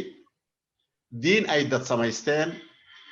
iyo afkaar dad ay la yimaadeen saddexdaa qayboodba way isugu jirtaa qaabka xadaarooyinka ay u dhashaan haddii marka fiiri qaabka ugu xoog badan oo moogtahay wax bedelay marka loo yimaado ama islaam ama masiixi ama hadda xadaarada reer yurube cusub kulli isku dardaro waxa way waa afkaar ku salaysan ama diin ama wax falsafo dad ay la yimaadeen meel kasta ka keeneen ay ku salaysan tahay طبعا dadka aad wuxuu bedelay xadaarooyin qaybta kamida waa qaybta mabaadida waay adiga marka ka ruux Soomaali ah waxa weeye wax inoogu muhiimsan hadda inagu inaan iskaalmayno waay marka qaar kood isbedelka weyn oo falsafada iyo diimaha ma jire isbedelo waxa jira si kala dadka si dib yar u bedel ayaa jira sida hadda barnaamijta مثلا kolka laga hadlaayo environmentiga si loo ilaaliyo oo kale in ruux kasta noloshiisa ayaa environmentigan ama bi'ada ruux kasta noloshiisa taabanaysa si loo ilaaliyo adaa waxa sameyn kartaa xisbi baa sameyn kartaa urba sameyn kartaa yani hadda مثلا dadka caanka ka ah Afrika geed abuurka oo kale gabadh Kenya kamid ahayd yani malaayiin geed bay abuurtay simple adiga marka inaad dhulkaaga malaayiin geed ka abuurtay wax diidaya ma laha falsafo weyn ma aha laakiin waa fikir aad adigu rumaysay waay saadaradeed iskaalmaysiga dadku xad go'an ma laha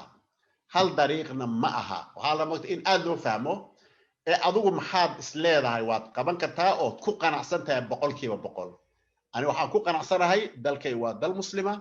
waa Soomaali dadka akhlaaqdooda inay toosan tahay baan rabaa waxaan rabaa inaan masaakiinta wax qabtaan rabaa maya aniga xoog waxaan saarayaa waxbarasho maya aniga xoog waxaan saarayaa dadka dariiqa daasan oo magaalooyinka ku wada nool baan xooga saari nolosheeda meeshaas gelinaya saadaradeed fiiri wax ku xadidaya ma lehe adigu intaad fikirta waxa laga rabaa kuwa saaxiibada in kula rumaysan intaad hesho inaad meesha ka intilaaqdaan oo idaan runahan dad badan baan runahan aniga aan waxyaalahaas kala taliyaa oo dhalinyaro ah oo qaarkood hawle aad u fiican ay qabtaan runta marka la yiraahdo laakiin waxa muhiim ah inaad hesho ruux labaad marka ugu horeysa ku saddexaadna hesho ka bacdi jamac baad noqoteen meesha ka sii wada saadaradeed adu ha isku ciriiriyeen waxaad adu qaban karto oo durmaysan tahay samee waa sidaas waay walaalkiin labaad saaxiibkeen طبعا waxa weeye moogtahay wuxuu ka sheekeeyay maxaa takhasuska loogu xidhmay waxba kuma xidhna yani waxa dhigata marka loo yimaado inaad ruux takhasus aad isla tihiin isku mabdaatiin ba suuragala waxa suuragala inayna ahayn ba suuragala laakiin aan waxaan rumaysanahay ma kala foga inaga waxa muhiim inoo ah waxa muhiim ah dad isku mabdaa oo isku afkaara hadii marka la helo arday samaysa takhasus gaar ah oo ka wada baxeen caalamka wuu jiraa waxa jira dad takhasusiyaalkooda xoog yeesheen oo ururo ah oo sii hormaray way jiraan dadna takhasuskiisa kuma shaqeeya hawl kale oo ka muhiimsan buuba mararka qaarkood qabanayo saadaradeed wacyi abuurka saa u sheegtay ayaa muhiim ah fiir dadka in wacyigoodu uu yahay wacyi fiican ayaa muhiim ah taasa marka waxay keenaysaa adigu fiiri dad aad isku mabda tihiin ama isku takhasus ahaada ama ahaanina inaad wax wada qabataan qadiyada ku saabsan reerka iyo ku saabsan runaan qabiilka tii horaan kaga hadalay qabiilku fiiri waa dadkeeni wax dambi ah oo qabiileeyahay male laakiin muthaqafka Soomaaliga oo kolkii la yiraahdo anu waxaan ahay reer hebel ku dhahayo war inaga daayay waxaan maartay qabiilka magaciisa hoosna aad hubto mararka qaarkood fasaadka reer ku jira ma wanaag reer ku jira kama hadlaayo fasaadku ku jira uu qayb ka yahay oo markaad ka dhaqaado kuleeyahay horta ninkan inala hadlaya reer mu aha dama daraasada markuu sameeyay reer Yurub ila 3 group ayaan 3 bilood gudahood daraasad ku sameeyay waan isbari jiray marka intaan soo shiriyo naxasho dadka marti qaada ay raado ila konton ruux suuqa keena reeraha Soomaaliyeed meesha ay isugu yimaadeen ayaan isbari jiray waxaan dhahay aniga waxaan hebel reer hebel baan ahay saasaan ahay jaamacadaasaan mas'uul ka ahay waxaasaan ahay waxaasoo dhan u sheegaya 40 nin baan xustaa mar way wada naxeen may tooro adoo kale inuu hadda qabiil sheego waxaan ku yiri qabiilka research baan ku soo sameeyo inaan qabiilkan ahay baxti weyn baan anu galay baan ku yidhi marka lacag badan iga baxday researchka inaad idigu iga daba samaysaan oo markaan ko aad tirahdaan waryuu ahaa ree hebel buu ahadane ka mar rabaan ku yidhi kolkii dambe nin walba qabiilkiisa uu ii sheegay waxaan ka wadaa qabiilku ceeb maaha mushkilo maaha laakiin waxaa la rabaa xumaantiisa inaynaan ku raacin fiiri qadiyadu waxaa weeye waa qadiyatu lakhlaaq waa qadiyatu cadaala waa samaan wacmalu saalixan baa la rabaa fiiri adigu noloshaadoo dhan meeshaa ku salee reerka haddaad u kaalmayn karta u kaalmayn laakiin xumaana ku raacin abadan yani carruurta haddaad wax barayso maasha allah yaa heli karaba intaasoo dadaa intay ku yimaadaan bay ku leeyihiin iskuulkan yaan dhisaaya ila dhis waad la dhisaysaa adiga $1 baad siinaysaa 100 baad siinaysaa waxaad leedahay khalaas iskuulka baad la dhisaysaa in badan marka oo dadka ihi waxay isku khaldi qabiilkan magaciisa oo mushkilo noqdayba waxaan qabataa in laga xoroobo oo in qabiilka magaciisa la sheego maxay mushkilo u tahay waxaa mushkilaana hoosta xanta la iska xamanaayo iyo reer hoosta laga caayo mushkiladu waa meesha lagu naargelaya meeshaas waaye iyo qalad uu qabiilku leeyahay inaad ku raacdo waxay la mid tahay uun qalad uu walaalkaaga kula dhashay inaad ku raacdo iyo carruurtaada inaad ku raacdo unbaa isla mid ahun khaladku waa khaladun saa daraaddeed taana waxaan qabaa qabiilku saasaan isku ognahay qabiil dembi meehe dulmi baa dembi ah marka loo yimaado run ahaan saaxiibkeen oo hindiya maasha allah yani dal oo muhiima joogtaa run ahaan waxaan isleeyahay soomaalida waxaan ku qoslaya mogtahay dareenka horta iska saara yani waa ladi yaraysanaya waxaa iska saara waxaan hubaa intaas oo dada jaamacadda muqdisho inaan ka kaalmaynay waa hubaa waxaan ka kaalmaynay dad uganda ah dad maraykan ah kuwa soomaali ah oo haba yaraatee wax kharasha xataa aan lagu bixinin idinku marka dadka siyaasiyiinta ah iyo kolkaad research aad ku jirtaan inaad raacdo dadka inaad aado muhiim ma aha adiga waxaa lagaa rabaa field baad ku jirtaa adiga inaad soo aadaan rabaa dadka waxbarad oo intaasoo jaamacado intaasoo xirtaa tira anigu meeshaasaan wadaa maxaa laga kaalmayn karaa waxaa dhihi karta jaamacad ka mid irtaa maya tu ka mid ha inay tidhaahdo haddaad aniga ila tashato waxaa dhihi karta inaan ku idhaahdo meesha aad meesha ha aadin waxaaba dhihi karta jaamacad kale oon soomaali ahaynba inaan jaanis aad ka heshaa suuragala oo inaad makerere university baan calaaqa leenahay meeshaa kasoo sameeyan waxaan ka wadaa dadka siyaasiyiinta ah ama dadka ay ka rabaan kaalmada yani in badan oo moogta innaga mushkiladeennu markaan isku filaan weynay ayaan kaalmo dibadda ka rabnaa ceebteennu marka meeshaas waaye dadka marka waataan hadda sheegayo meel 200 oo soomaali fadhido oo dhowr nin oo ingiriisa ama af ingiriis ku hadla ay joogaan ayaa af ingiriis dadkoo dhan lagu qasbayna ku hadlaan markaasaa mararka qaarkood aniga maya aniga waxaan dalku laba af buu leeyahay wuxuu leeyahay carabi buu leeyahay soomaali intaasaan ku hadlayaa markaasaa shir dhan waxaanu baa keligee baan af soomaali ku hadlaaya ii tarjamaanahay khalaas yani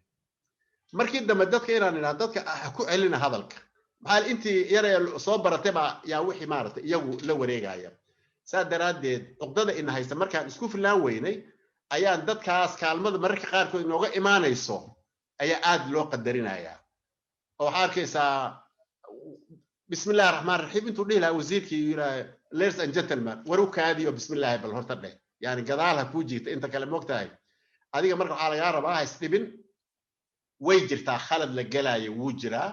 dadkuna isku mid mooda ahaa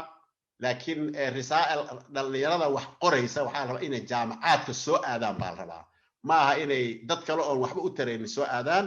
ama mushkilada haysata dad oo aan danaynayninba cilmiga yaaba jira mararka qaarkood marka aad baan kaaga mahadcelinaya jazaaka allah khayr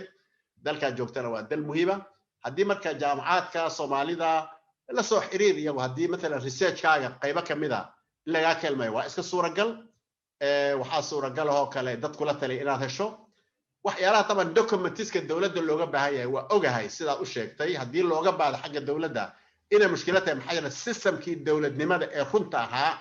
ayaan weli buuxsamin ma dhammaystirna yani halkaas marka mushkila ka jirtaa aad iyo aad baad u mahadsantihiin doctor aad baad u mahadsan tahay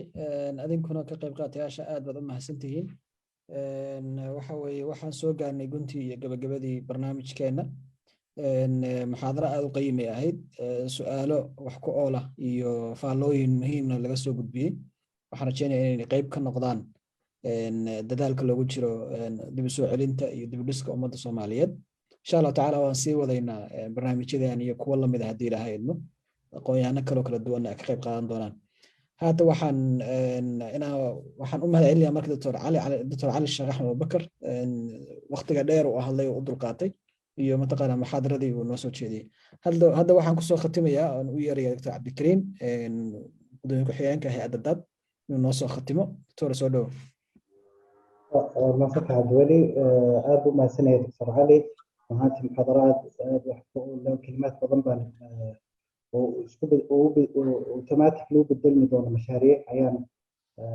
Dr. Cali ka helnay runtii muxaadaradan طبعا مؤسسة ضد waxay aragtidan Dr. Cali waa aragtida ay ku dhisan tahay mؤسسada kana shaqeyn doonto mustaqbalka marka waxaan rajaynaynaa mashaariic badan oo dadka aqoon-yahanka isku keenaya isku ururinaya u sameynaya dowladaha u sameynaya dadka takhasusaadka kala duwan dalalka kala duwan gudaha iyo dibadda wada jooga in ay qaban doonto ayaan